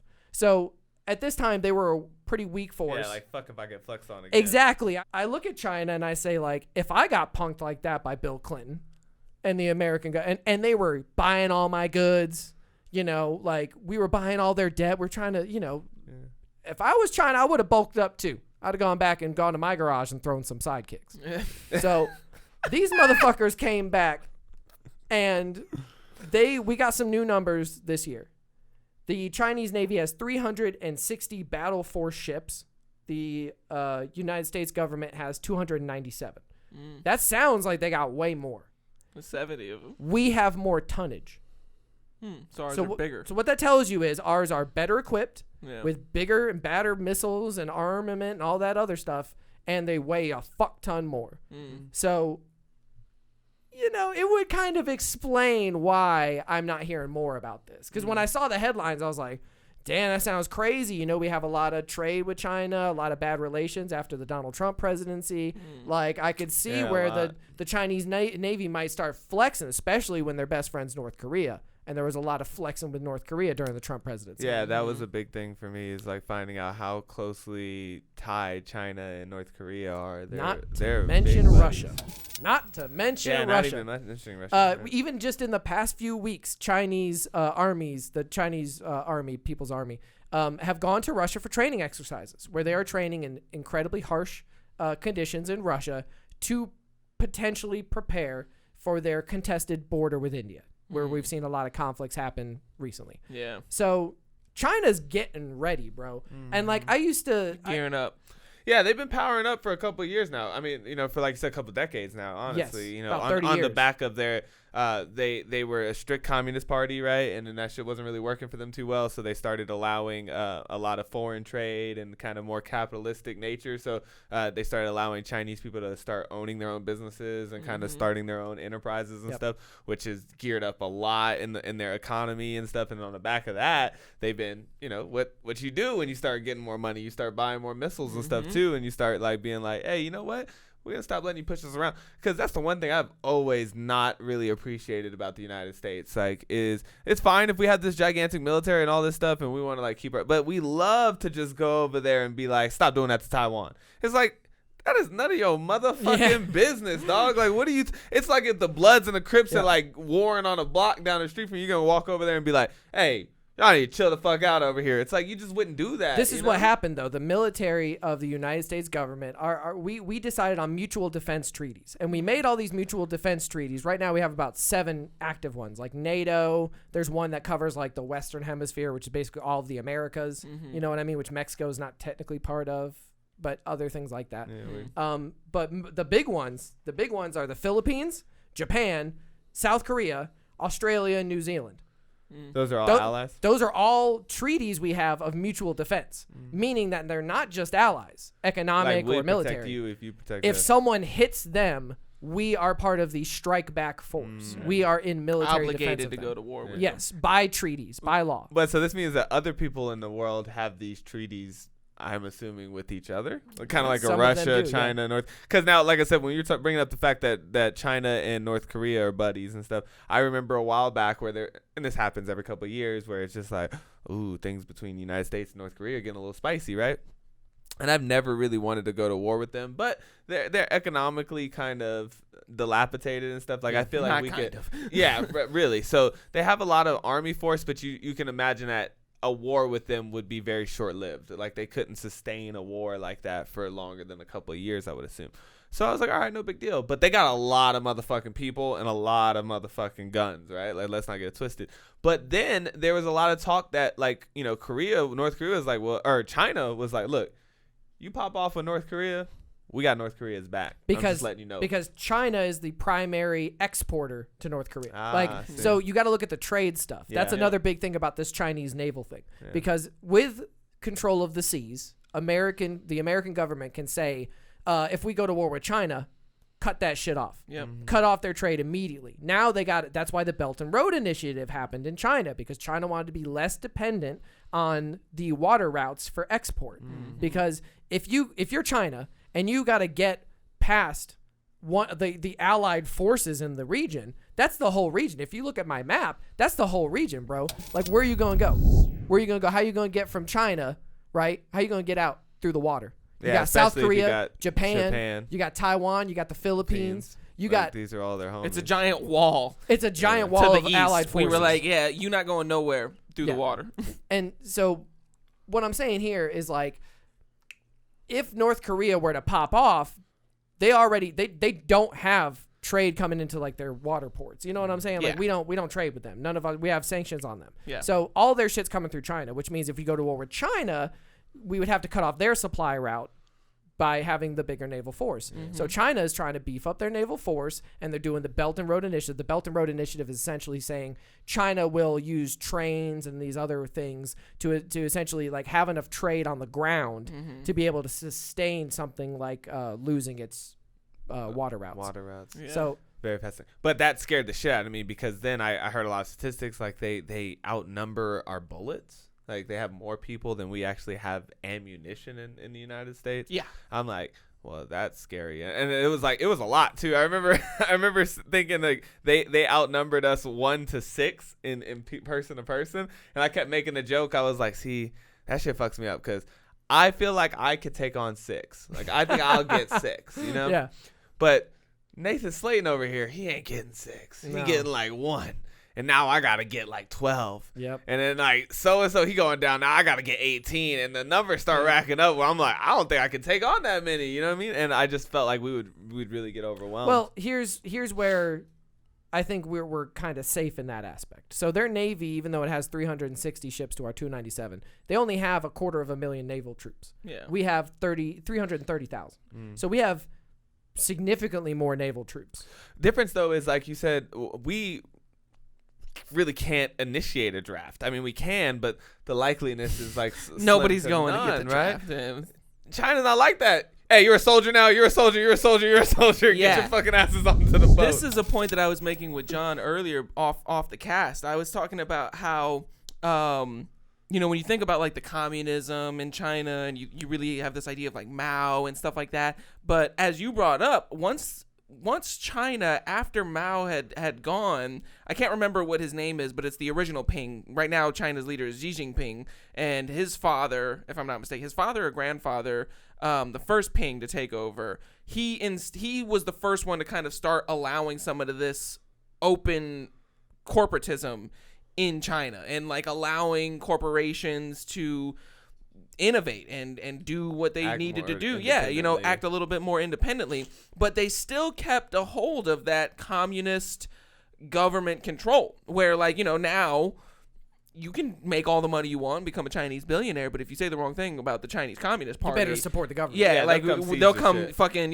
snatch you right out of that motherfucker and put some yes man in there. So they have this very interesting hybrid system now where like the corporations are allowed to generate income and innovate with new technologies, which has brought, I think it's like over I can't remember how many, like 50 million people out of poverty in China. Because China, not very long ago, used to be a very impoverished third world country. It was not good, like Beijing and shit like that. Like it wasn't like that back in the day.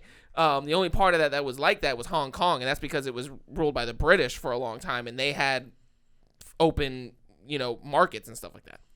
Well, the once they started having this hybrid, you could kind of see where they're kind of finding this balance where they're getting the best of both, if you will. Yeah. They're getting the money and the economic stimulus through having this open trade with other people and the innovation from the companies, but they also still have the state control over all of that money and innovation because of the power of the government. And so it's like that has really spurred on the Chinese initiative, if you will, to kind of usurp America as the world's global dominating power. Their growth rate is It's nuts. outlandish. And I talked about how, you mentioned how populous they are, and that plays into it in the sense that like the Chinese government has no problem just coming up and be like, every able-bodied Chinese is about to fight in this war. That's not a problem. Like here in America, you'd have a shit ton of pushback. Like it would be political suicide to reinstate the draft. And I'm sure that it's not even really oppressive. I think they have this kind of collective mindset too, where a lot of the Chinese people would be willing and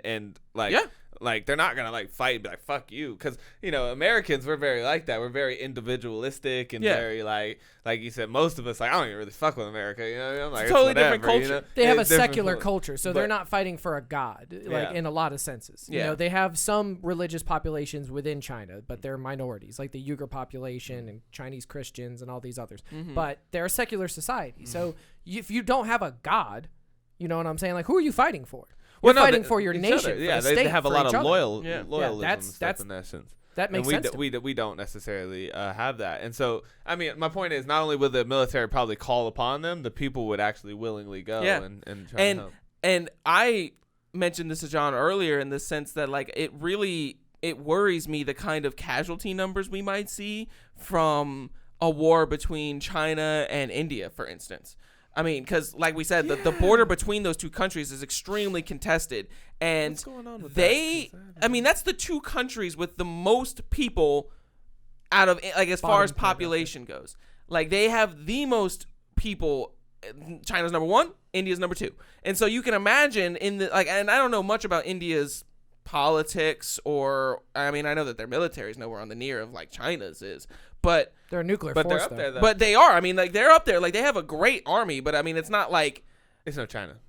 that's what I'm saying. At least it's not what China has become, and it's definitely no like America or anything like that. But it's not a superpower military force, but it's a damn strong military force, and They they definitely spend got lots nukes. of money on their military, and they have lots of loyalist people. It's also boiling over a little bit. One Yeah. of the things I have here, it says India and China share one of the world's longest land borders, and there have been several bloody conflicts. The one I want to point to is the 4 Chinese and 20 Indian soldiers dead in June 2020. This was the deadliest clash in decades. Beijing's also improved cooperation with Russia. This is what I was talking about with their military defense treaties. They don't have official treaties between China and Russia, but they have alliances. So they are allied. They are doing multiple war games, things like that. Putin is much more saying like, oh, they're a military ally, but the Chinese government, they don't come out and just speak on that shit. They're very play guarded. very close to They're the very chest. guarded. With everything. But you mentioned how like they're doing a lot of training in Russia, in particularly the mountainous regions, very similar to the kind of mountainous regions that you might find on the border between China and India. Yes, Nepal and those areas Yeah. are very mountainous, very cold, very harsh conditions. That's why they're training in the mountains. This is interesting too. In December, the two countries signed a 10-year extension to their agreement on mutual launch notifications of ballistic missiles and, you read it right, folks, space rockets. Space rockets. So you thought it was kind of strange that Donald Trump was coming out talking about Space Force and being about dominant in space. He was referring to China and Russia. He was very scared of that. And, I mean, World War III, is it going to be fought in space? I don't think so. But you better believe satellites are going to pay. They're definitely going to be shooting at you from space. Yeah, I mean, you know what I mean? Like I said, intercontinental missiles, they go up into space and come back down in order to, like, get that far. So, I mean, and that's why they would love to see, they've been talking about years about setting up some type of missile defense system, like satellites that fly up in the air and they could shoot missiles down from the sky, which seems like we're getting pretty close with these laser things, you know what I mean? They've got to be there.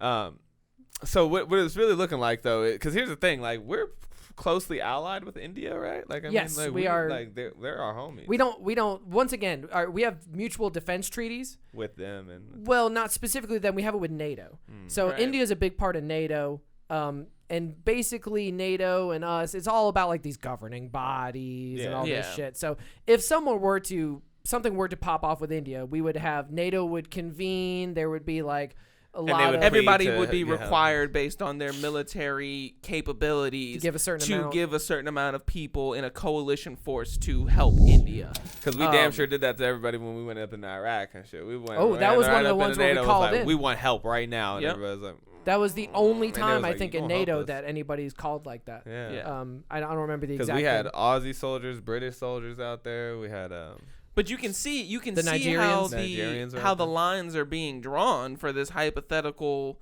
World War III. Because I mean, now in our interconnected world, whenever there's any sort of armed conflict, it involves many different actors. True. It's not like two countries go to war with each other and everybody just sits back and be like, "I wonder if France is going to survive this time." Yeah, no. Nobody's yelling world star and being like, "Fight!" Yeah, like, they're get getting 'em. in. even if, So- like you said, it's not public. We send in supplies and stuff to whoever, sanction like, people, we you know. want So on we our do all side, kinds of yeah. stuff, but you can see how, you know, China, Russia, North Korea, you know, these countries look like, you know, what resembles like an Axis powers. Yeah. And then you have like the United States, you have Europe, you have you know, Australia, New Zealand and stuff like that. Like they're very much looking like an allied force. And you know? let's not forget that there's a lot of cats in the Middle East who still aren't really fucking with us. Saudi You know what I Arabia mean? and Iran are just enemies. They are enemies. The only reason they don't fuck with us is because they can't. But let them. Yeah. They're the kind of like the Japan in the mixture of last time. You know what I'm saying? Yeah. Where we start going at it with those guys, and Iran comes in Yeah. the back door is like, That's why. "What you did to us?" That's why another great thing to point to. Donald Trump sold so many weapons to the Saudis. Yeah. Oh, it was a big deal. He Yeah. had the Prince sitting there in the chairs with him while they both look like they're taking a dump. And he's got the poster board with all the pictures of the pretty planes. Yeah. There it is. There it is. They See how do he's look- sitting like he's taking a dump? He's like, oh, we gave him the big one. Yeah. Oh, he gonna love this one. Look at this thing we gave him. This is like a science fair poster board fucking presentation. Exactly. And like you were saying about them being the controllers of the world's oil and stuff like that, like they are still a superpower. Like Saudi Arabia is a big deal. Oh, Saudi Arabia, yeah. Like anybody, and I think like people think that a war with Iran would be some sort of like an easy war or something like that. And I'm like, well, let's just take a look at this. We all thought that Iraq was going to be an easy war. And we've been there for a long goddamn time. We've been in Afghanistan for a long time. And these are people, like, these are insurgencies, you know, like people, like a armed civilian force that are just rising up against us. Iran has a goddamn military. They have a secret service. That's who General Soleimani was. He was part of their defense force that would operate outside the borders of Iran. And the worst part about all of this is, like, now, at this point, we've named a number of different countries who we could see being on sort of divisional lines, if you will, hypothetically speaking, and they are all nuclear powers. Yes. Every single one of these countries that we've been talking about has nuclear weapons. And at the time, the United States was the only people with nuclear weapons, and we're the only people that have ever used them in any sort of armed conflict against another nation. And so it's like, yes, that highlighted the amounts of devastation that they could do, and I mean they're much more powerful now, but like that set up this idea that, okay, well, we're not going to do that again. But clearly that's not the case, because everybody just keeps making more of them. So it's like, I know the idea of like armed deterrence and stuff, like the fact that they have nukes means that we won't use our mutual nukes against destruction. them. It keeps balance. Yeah. But then you look at something like North Korea, and it's Wild like, cards. yeah, that's like a wild card in the bunch, because they don't really, it's not like they're fighting for like their country.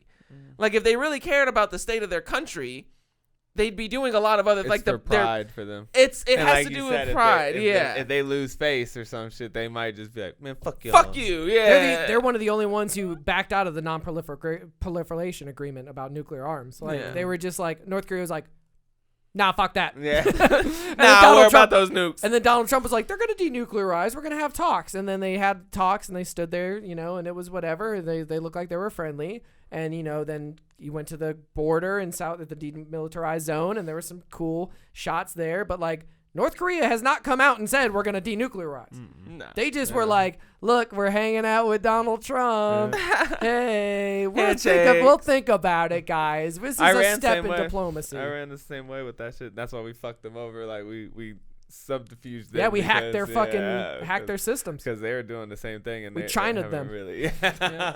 But see, that's where it really goes down, right? Like, that's where, if World War III is not a nuclear war, I just don't think that, I just don't see that happening. You know what I mean? Because it is self-destruction. You know, it's almost like a kamikaze style of attack. You know, even if North Korea goes wild card and shoots one, I still don't think people retaliate with nukes, because then we end up with like a Boston Massacre thing. You just boom, boom, boom, boom, boom, boom, boom, and then we're all fucked, and nobody wants that, because who wants to destroy the spoils of your victory? You know what I mean? Like, so I just don't see it going that way. But the thing that's scary is that it does go into a cyber war. You know, that is, it will be a side of it that we've never seen before, where it's going to be fought over the internet and hacking, and you're going to see economic disruption on a scale that's never happened before. It was block their trade routes, right? But now it's like shut down all their banks, shut down their power grid, you know, and then things. I think that it'll affect civilian populations, or especially our civilian population, in ways that it's never done before. Because again, nobody's ever tried to land invade America, right? And I still don't think they would try to. But they will definitely fuck with us. You know what I mean? Like, they're definitely going to shut some detonating shit a nuke down in space and EMPing us or something like that. They definitely shut some shit down. And you know, it's very interesting because you talked about how, you know, nobody's gonna like land invade us, but you know, let's not forget Britain, France, Belgium, like these places were laid to the ground with missiles and bombs that were dropped on just civilian cities. You know, you just had bomb bunkers and, you know, like you heard that shit in the middle of the night. You had to go get your fucking bunker because the Germans were coming to drop bombs on your city again. And so it's like, I could see people launching ballistic missiles at L.A., at Washington. I mean, it's not like it's going to cost you anything. Like, if you're already in war, what would be, you're not going to land a land invasion in America, but what's to stop you from shooting some missiles? Yeah, but I feel like we have a pretty sophisticated missile defense system. It's not as sophisticated as people want it to be yet. It's not like the Skynet situation. Yeah. But, I mean, It's a good like thing. you said, you saw that laser shooting a drone straight out the fucking sky. Like, and that's just the new shit. We have other shit. Like, I watched them. Don't worry, we got other shit. What was that thing? I got one in my pocket. What was that thing that would shoot down mortars? You gotta see this thing. yes. Shoot down mortars. Yeah, they used to test it when we were at Baghdad International Airport all the time. I don't remember the name of it. Wow. That's it though. And that C-RAM, thing, I think. Yeah. Yeah, that thing would be the loudest. If you weren't ready for that thing to shoot, like if you weren't paying attention, be like, oh, they're about to test it. Yeah. And it just went off, and you didn't have ear This thing protection. Scared the phalanx. Yeah. Yeah, the that thing- phalanx. That's what they yeah, called it. I knew it had some Wow. Marvel superhero name. That thing scared the fuck out It's actually of me. a Spartan, but Hold on. Oh, the phalanx is a Spartan. One time, okay, so look, one Spartan. time we used to piss by the barriers, right? Like, you know, like you have these barriers on the helicopter pads and everything, and they're just these huge concrete walls, and they split up everything so that way if something gets blown up, everything doesn't get blown up. And you used to piss there all the time though. Like, you'd be out there like trying to launch an aircraft, you'd piss, and you're like, fuck, I'm just pissed right here in this barrier. So you just kind of knew that this was a thing that would go on. Man, one time they shot this fucking phalanx thing, scared the fuck out of me. I dove on my face first in the piss, dude, just like I don't want to die. And I remember looking up and I'm like, oh, it got me. My clear memory is knowing it's about to test and watching and getting to see it from a cool angle where it shot into the sky like a laser beam. But then as it went up into the atmosphere, it spread and then was like, Yeah. Yeah. so it's like fucking cool. it's like a shotgun. Yeah, you'll see. You'll see. Oh, you'll see. There it is right there.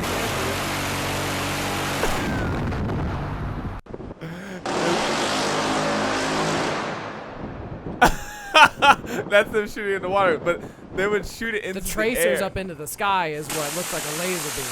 It's like a Gatling gun. 100%. So it's kind of similar to the idea of like having flares on an aircraft Yes. to Like chase. distract. Right. Yeah, and so it would launch all as these a mortar flares. would be coming in, it would shoot just like a scatter of bullets that would hit like a shotgun, like a spread, and then it would blow them up in air, Wow. like knock them out of the sky. Ate up a lot of mortars too, from what I Yeah, understand. from what I understand. That's But- crazy. And so, I mean, you know, these are the type of things we got. And then, I mean, you know, I'm sure it gets more sophisticated than that. But, and I don't know. I mean, I don't know. You know, I don't know what's at the Yeah. bases here in San Diego or in, you know, these places. But I just feel, I've always felt pretty safe and secure here in the United States that you're not just going to fly a bunch of planes over us and drop bombs and shit. You know, Not to mention our radar I systems. and feel safer living in a non-major metropolitan city. stuff. Facts. Like, That's I facts. wouldn't want to live in L.A., That's New facts. York, or D.C. if some World War That's shit real popped off, because if anybody was going to do anything, that's where they That's do a real it. fact. That's also, where they do it. Probably wouldn't want to be living in one of our allied nations. Like, you know, if World War III was popping off and you were just chilling in Manila, Yeah, I'd immediately be Yeah. getting the fuck out of Manila. US chilling in South embassies Korea, and you know, stuff, just hanging right. out in South Korea, and you know, that's Nah. probably not a great place for World War III. Yeah, no, I'd be. If I had to choose anywhere to be, it would be America. Mainland America. Yeah. Let's go into the wheat belt. Yeah. Get me into Indiana. Let me go to the Dust Bowl real quick. It does suck that I feel like our foreign policy has changed dramatically from world. Because you gotta remember, we didn't want to get into World War II, right? Like, so World War II started, we were staunchly like, Hey, y'all, you We done motherfuckers that. in Europe y'all Yeah. done shit your bed. You gonna have to deal You with We gotta were it. very fix that isolation. shit. Yeah. but these days it's really not like that. You know, like you Nope. said, if you just even like start nudging somebody over there, we're like, hey, stop that over there. Team America, Yeah, World Police, right, we're the the hall World monitors. Police, exactly. We love to run up in some shit and be like, stop that. Leave our oil or our trade alone. Yeah, or start whatever. fucking around Yeah. in Yemen. Yeah. See what happens. Yeah. So I just see if something were to pop off with China and India and stuff, I think that, you know, we would get solicited very quickly to get involved, and then we would probably, you know, appease that. Yeah, with I would definitely point to this being a land war fought in Asia. That would be that just seems like the most logical option. Like if I think about World War III, I don't really look at civil war being like the big thing that scares me. You know, I don't think that the Democrats and the Republicans are going to meet on the battlefield of Gettysburg. You know, I think that's gonna be fought on Facebook.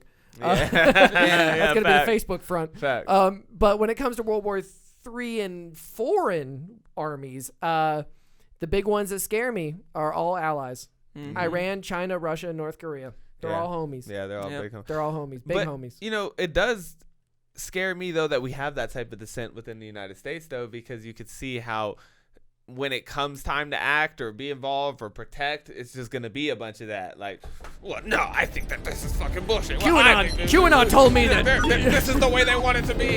You know, it's just going to be a bunch of skip back and forth while we're getting murked up. You know, our dissent, where it's like I said, where China's, they're going to be like, let's go, you know, and like for the people.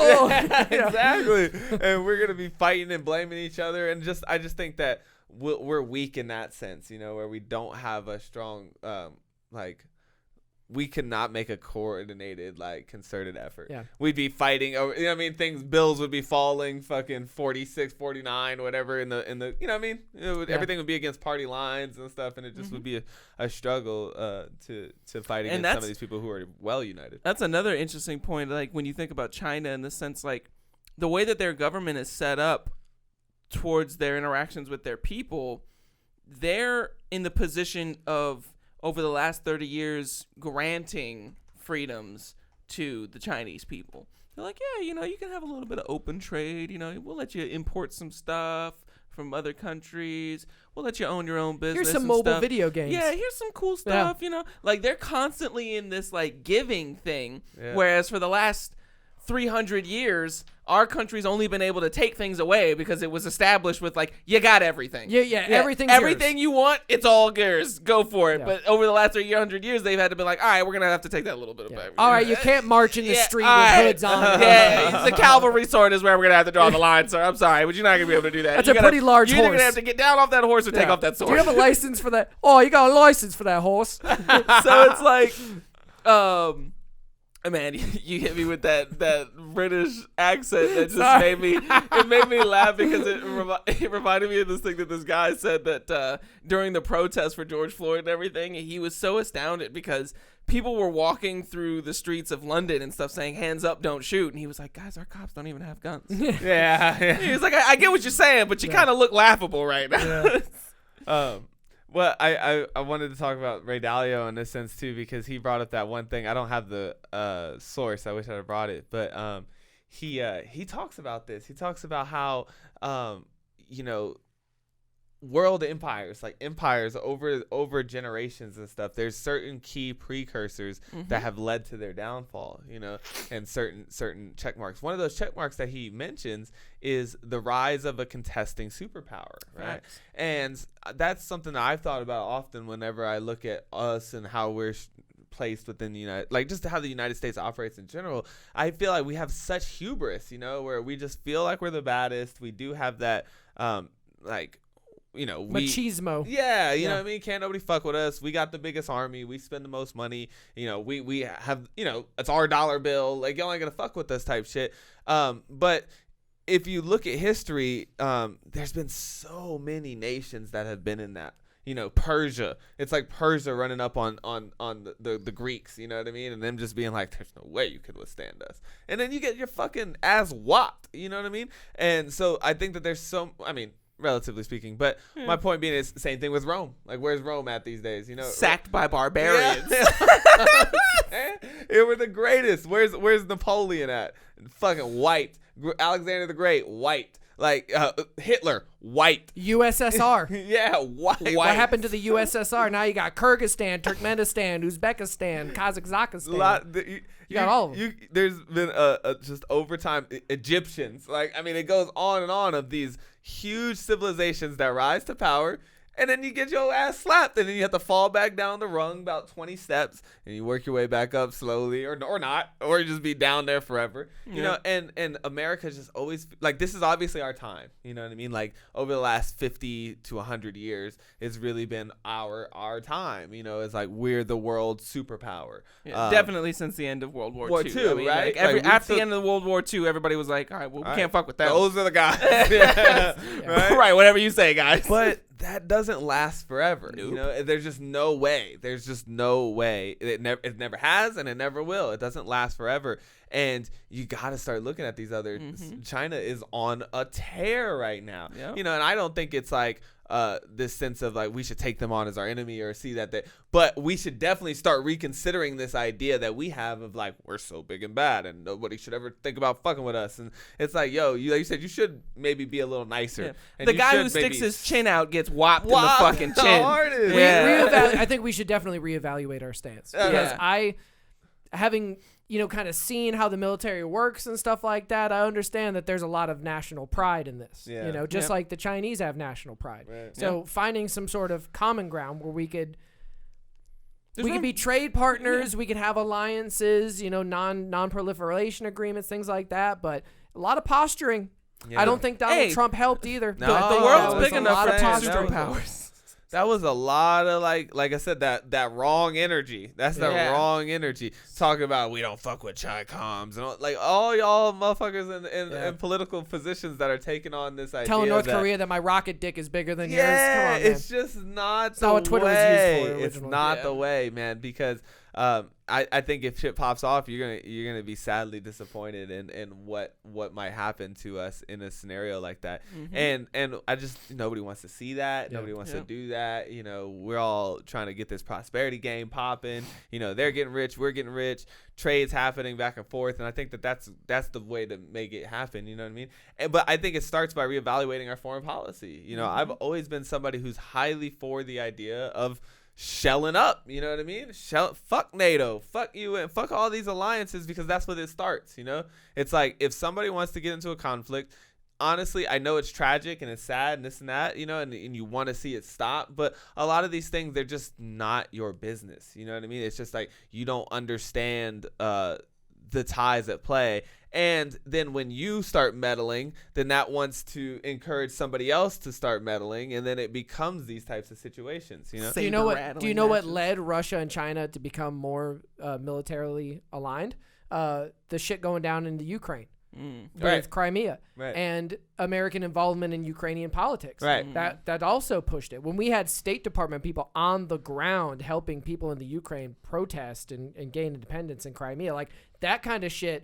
Putin looks at that and he's like, "Oh, you coming onto my property, trying to fuck with my people and my votes and stuff like that." So whether we agree with it or not in interventionism and stuff like that, it has these huge repercussions on global scales. Just imagine the other way around. What if China was just coming over and was just like, "I think you should let more Mexicans in.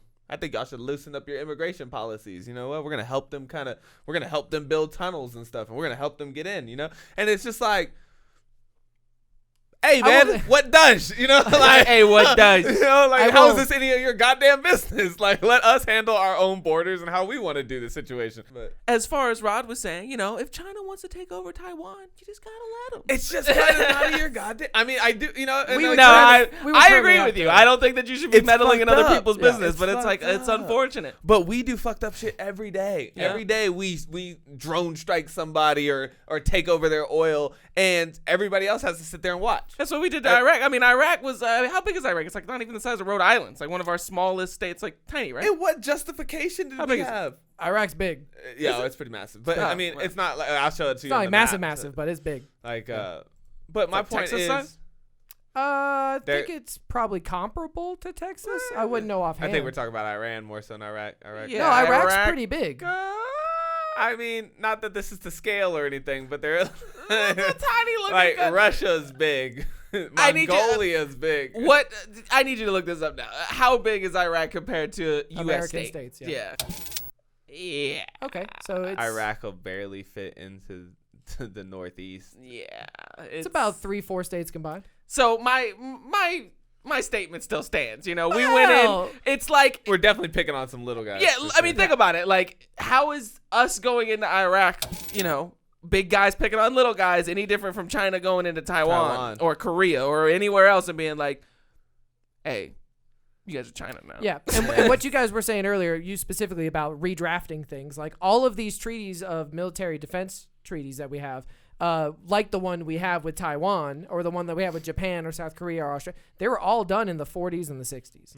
So And not when only there that, was but heavy anti-Chinese sentiment. as But well. but let's remember that these treaties aren't just because we feeling altruistic.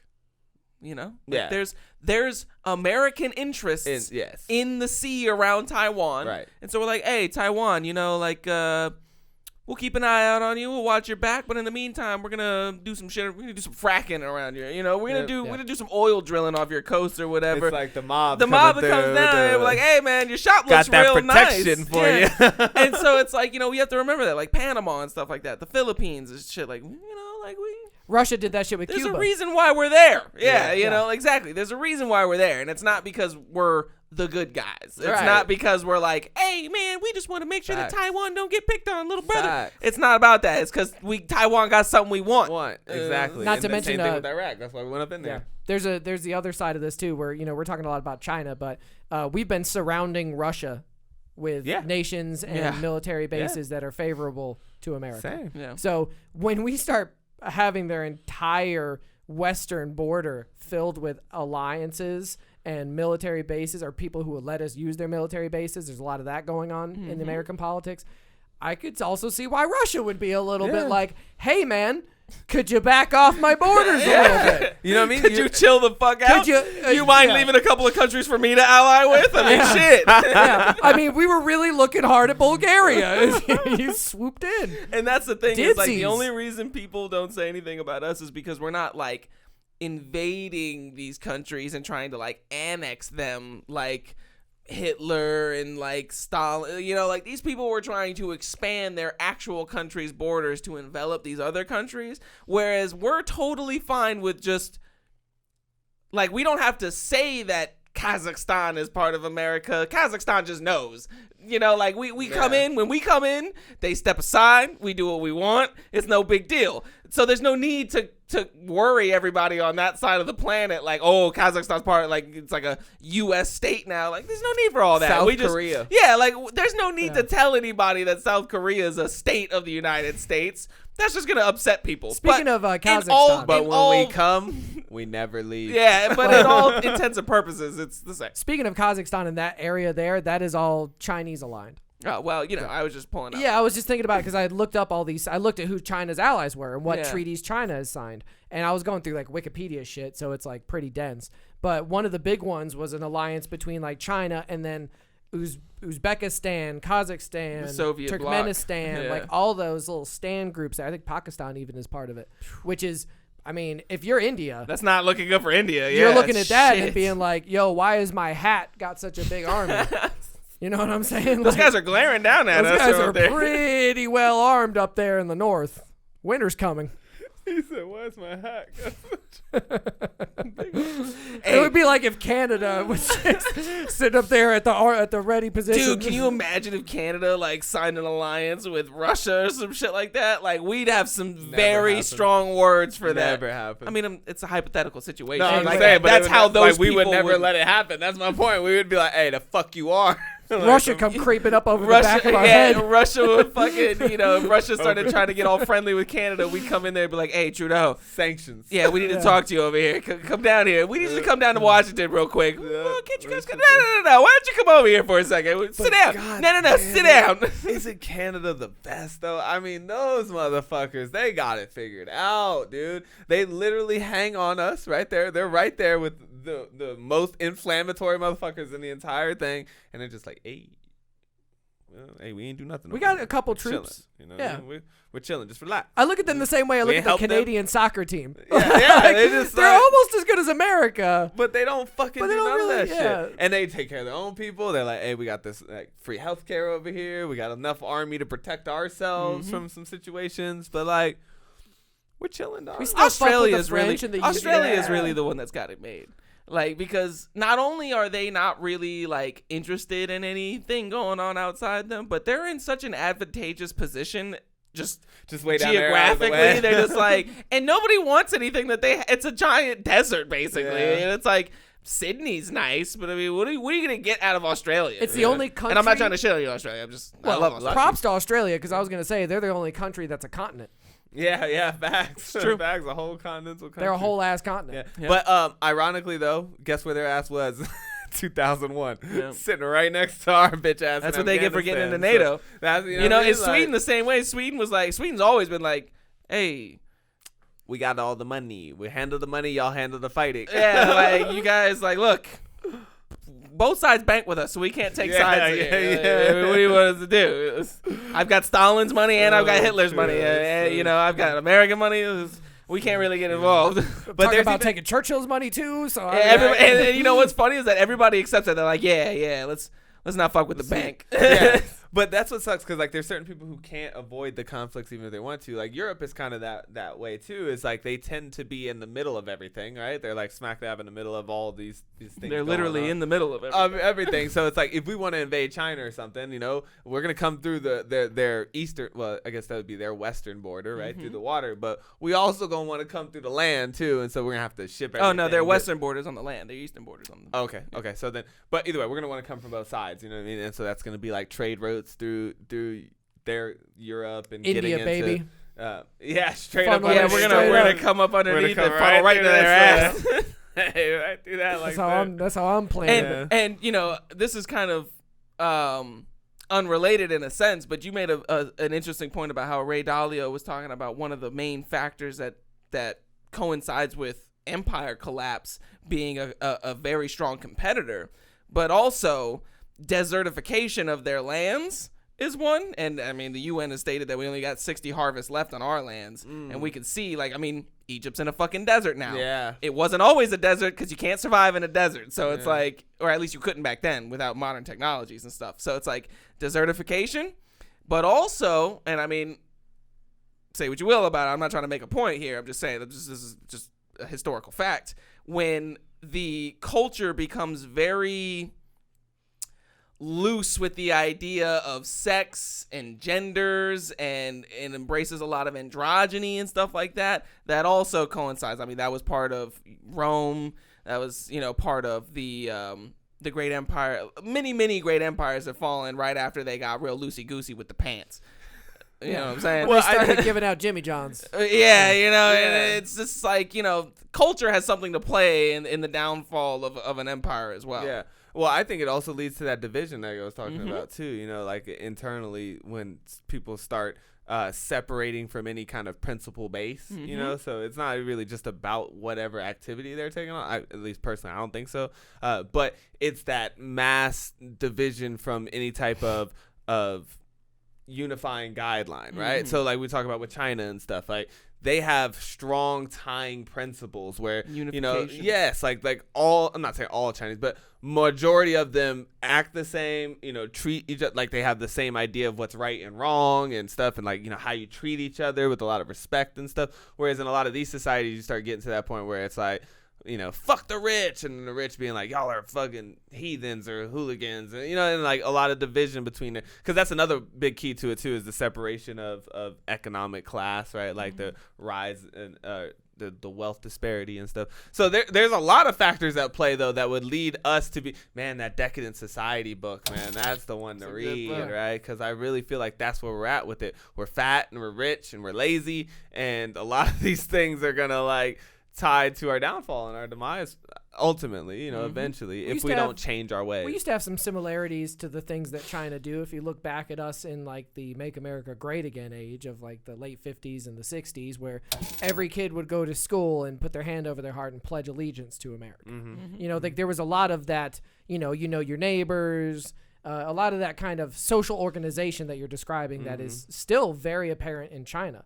You know, there's a lot of social organization in China. They still stand up and do their little things with the flag, all that every stuff. morning they have this like whole like praise the country kind of like little meeting before you go to work and stuff. And I've watched them. They stand in the line and they say their little pledge of allegiance. These are workers. These aren't even the kids. These are like everybody. Before you start your work day, you kind of pledge your allegiance to the country and stuff. And everybody's like, yeah, okay, cool, let's get to work. Come on, man. Yeah. We're homies. Isn't it interesting that you talked about how back in the 40s and 50s and stuff, we had more, the more we've become quote unquote connected, the more divided we've become. And it's so interesting the way that works, you know, like before you knew what the people across the way were all about, you were much more willing to be like, they're my neighbors. But then once you see the way that they act and everything, you're like, oh, Jesus Christ, I don't fuck with them doing all that shit. And so you have less of a reason to want to congregate with them. And what a quote that Nassim Taleb said in his Anti-Fragile book was just, it's so pointed to this point. It's just, he said that people get along a lot better as neighbors on the same floor than they do as roommates. And it's like, facts. 100% You know, you allow them to have their own little bit of privacy over there. They can do their weird shit. You can do your weird shit. And there's no need to come together and be like, hey, you know, what the fuck is... But when you come out of your separate homes, your separate domiciles, and you meet each other in the hallway, you're always like, hey, what's up, Joe? What are you doing? But when everybody's connected and can see, and everybody puts all their shit up online and everything, there's you be no like, more of that putting the face on, right? Like, there's no even more pretending social to face. be, Yeah. One of the things I wanted to say is like that it's this culmination of convenience and technology. So, you know, when we talk about the 40s and 50s, they didn't really have AC in all the cars. So when you got out and got in your car, you're going to roll your windows down. So if you're at a light or you go someplace, your windows are down. If it's hot out, that's going to make you interact more with people, your neighbors, things like that. Telephones, you know, or you're actually talking instead of texting. There's these gaps where it was just like, or not gaps, but there's these leaps where we go from something being like drive-through. It used to be you pull up and you go inside and you dine and you sit down with other people. Even at the car hop joints, it'd be you pull your cars up beside each other and you all sit in your cars and you eat. And that's like a social interaction. Now it's, I keep my tinted windows all the way up with my AC blasting as I go through the drive-through, and I just roll my window down and I get my food. Talk to the speaker box. And go, and talk then to you, a like, speaker look box. through a half-covered window where they just hand you the food and then you It's like a speakeasy. go back now. home. Yeah. So, I mean, that's only happened in the past, 60 years? We've gone from these kind of social interactions in our everyday life to being so very much confined to our own space, our own voices, our own thoughts. And even more uniquely, or kind of tied to that point too, is like now too with your social interaction, it's not a conversation or a two-way street where I have to kind of I can hear why you're the way you are, justification or anything. Now it's a display, right? So now it's just a social media where I put on my life on display for you to just judge essentially, like it or don't like it, or criticize it or don't. But there's no conversation of like why I'm that way or how it none of that, right? It's just Or like, if you even are that way. yeah, it's just like, look at me, or like, look what I did, and then you'd be like, man, that's fucking gross, or I don't fuck with that. Yeah. And then it's like, And but isn't there's it- no I think interaction. all of this connectivity has shown just how intolerant of a society we actually have too. Just because back in the day, you didn't, like, now we're seeing all of the people's dirty laundry is out to hang, you know, and it's all on display. And we're noticing things about people that we're like not okay with.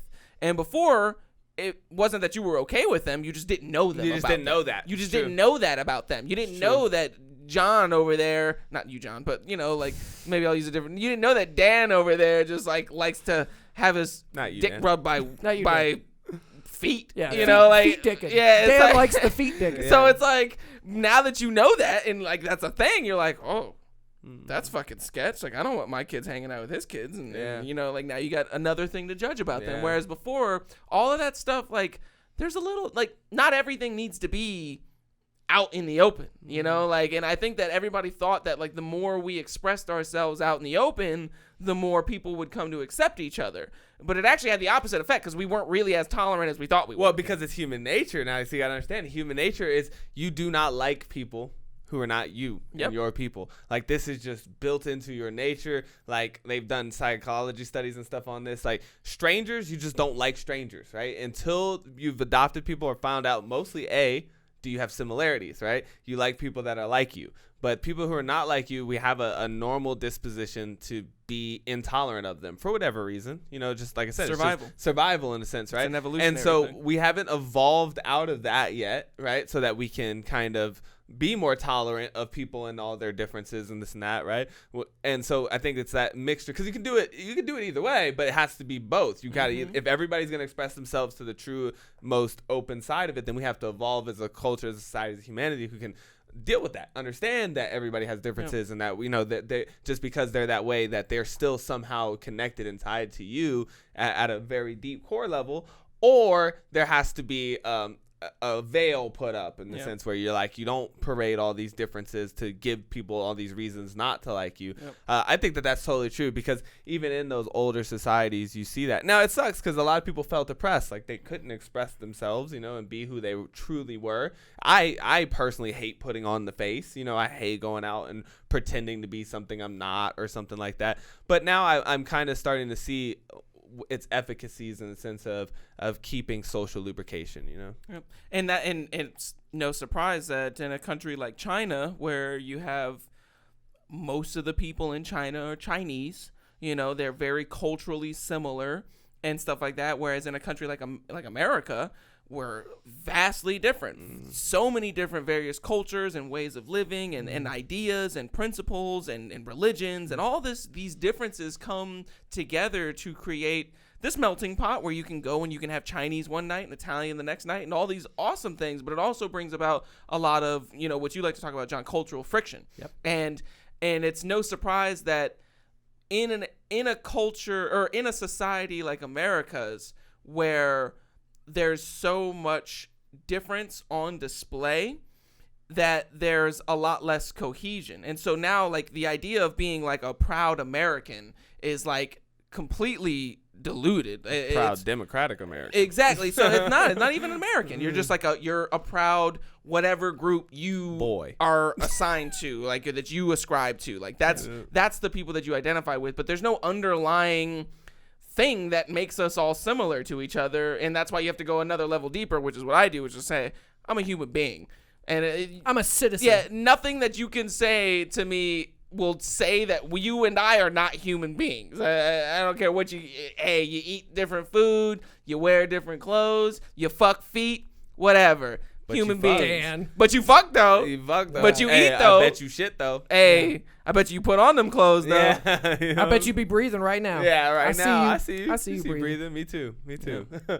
So I feel that, man. But it's definitely one of the big things. I think one of the big factors playing into our vulnerability right now. You know, and you know, people don't see it, but it's whatever. And what we're saying, we're not saying to kick out the foreigners. That's not what we're saying. No, I don't think that's at all. I think honestly, for me personally, as I've started to grow, and I mean, this is kind of my takeaway from this part of the conversation, I guess, but I think it's embracing the fact that, like, understand that you are by nature designed to be apprehensive towards things that you don't understand or don't know or whatever, but at the root source of everything, we're exactly the same. You know, like, we are 100% the same thing expressing itself in all these different ways.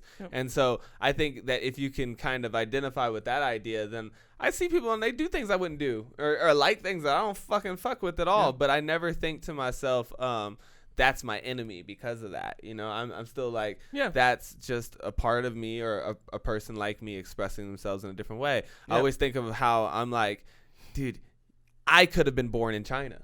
Like, you know what I mean? Like, I could have been born anywhere. I could have had any parents. I could have listened to any type of, like, any one of these things.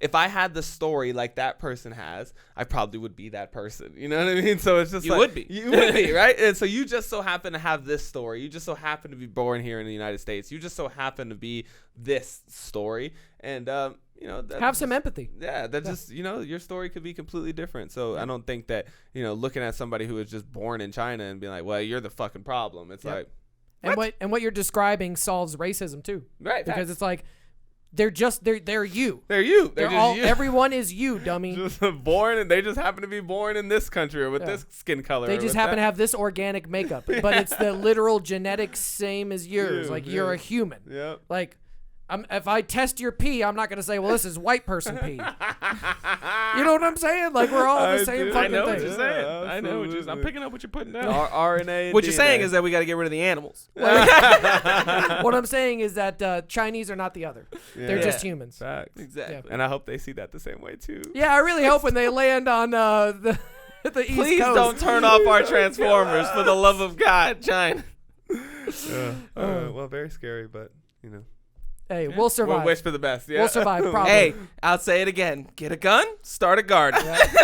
And if you want to know my advice, equip your car that was made before they started putting chips in it with Fei Lang's Gatling guns, because we're about to be Mad Maxing in this bitch. Yeah, I feel that. Like this.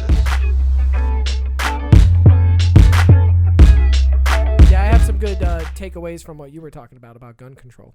Okay. One of the big things that I learned from you about gun control is that this struggle has been going on a really long time in the Supreme Court. You know, like federal laws and regulations and things like that, they don't seem to have a lot of weight passing through the House or passing through the Senate. You know, it looks like, you know, especially nowadays, everything's jammed up by like the NRA and the lobbies and things like that. But the Supreme Court ruling from the bench, I think that could be the path to more what they call common sense gun laws, or things that we would support. Well, and I think that the reason for that is just because really the laws are at the next layer underneath where the actual issue is, which is that we're having an issue about the idea of what the Second Amendment means, and the only people that can actually make any decisions about that is the Supreme Court. So that kind of ties into what you're saying. Amending the Constitution or coming up with a different way to govern our use of firearms. Maybe we can amend the amendment. Yeah, or just redraft, you know, things like that. Like that's my biggest takeaway from what you were talking about. And when it comes to World War III, my big takeaway from that is I do not think it is likely to happen anytime soon. But if it happens 30 or 40 years from now, if World War III gets pushed back, you know, to let's say 10, 15, maybe 20 years, we're talking space conflict. We're talking rise of the Gundams. I firmly believe that we will see some incredibly devastating warfare if it doesn't happen soon and we get it out of our system. And that's my takeaway from World War III. Fascinating. I think that both of these things are a symptom of fear, right? Like guns in general is the ego trying its best to control an uncontrollable environment, right? You know, I think when people seek guns and try to use them, they're trying to gain some type of power and sense of defense, right? And that defense comes from the idea that you need to protect yourself and that there's something out here trying to get you. But and whether you see that as just another person and you're individually trying to protect yourself, or you see that as a country, as a whole nation, and you're trying to protect yourself. I believe in taking care of people. I believe in defending yourself when the time comes. But it's kind of like when I talk to people about like if a bear is chasing you, you have all the right to be afraid. You know, your life is in danger. But when you're sitting at home preparing for the day that a bear attacks you and thinking about a bear potentially attacking you one day, that's just irrational fear. You know, a bear may never protect you. And in that defense, you are kind of creating a problem, you know what I mean? Just because you're expressing fear. And so anyways, I see that happening on a societal level, on an individual level. And you know, I don't personally own a gun. I tried one time and I just wasn't into it. I don't think I'll ever own a gun, you know, and I realize that opens me up to whatever, like I'm vulnerable in a sense to other things and people who have guns. You know, I understand that as a nation, if you don't have nuclear weapons, that leaves you vulnerable to other people that have nuclear weapons. But I try to look at it from the other side of this point, and I say, I don't want to live with having to kill somebody. You know, for me personally, I don't want to live a life where I've known that I took somebody else's life. And I know I went to war and I supported that and stuff, but me personally, I didn't have to kill anybody with my own hands, you know, and that's my rationalization or whatever. But I mean, it's like that for me. You know, I don't want to go to sleep every night seeing the person that I killed. And if that leaves me dead, then, you know, so be it, you know. And so I think that's just like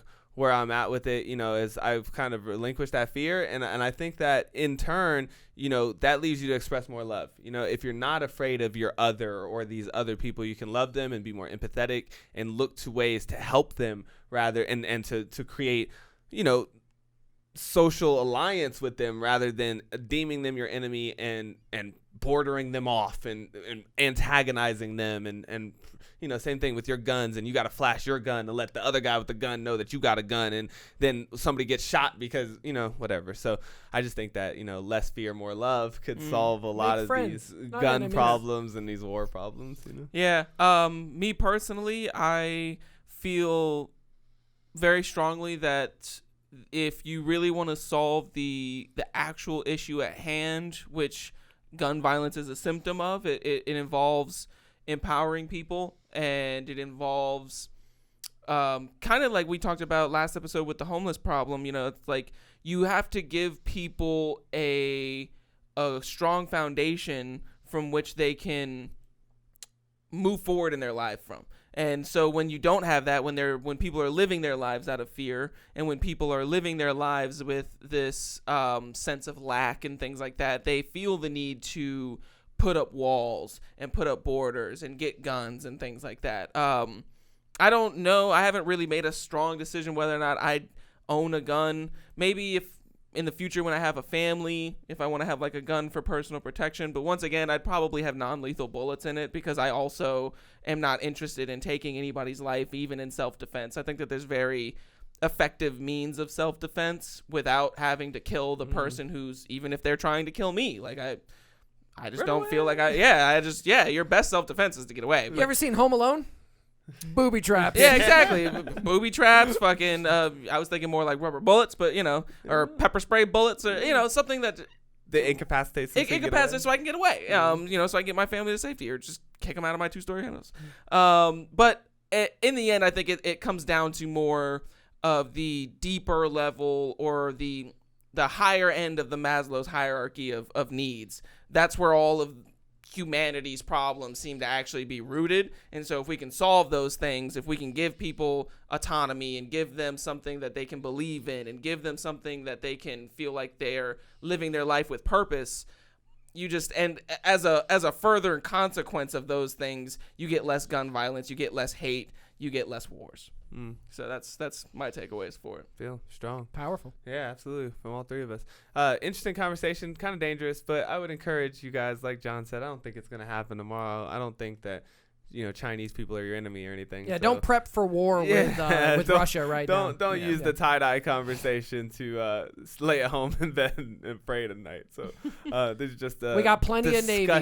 We got plenty of ships, guys. Don't worry. Yeah, this is just a discussion. But until the next one, we'll see you soon, I guess.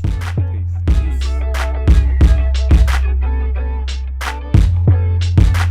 Just when I think you couldn't possibly be any dumber, you go and do something like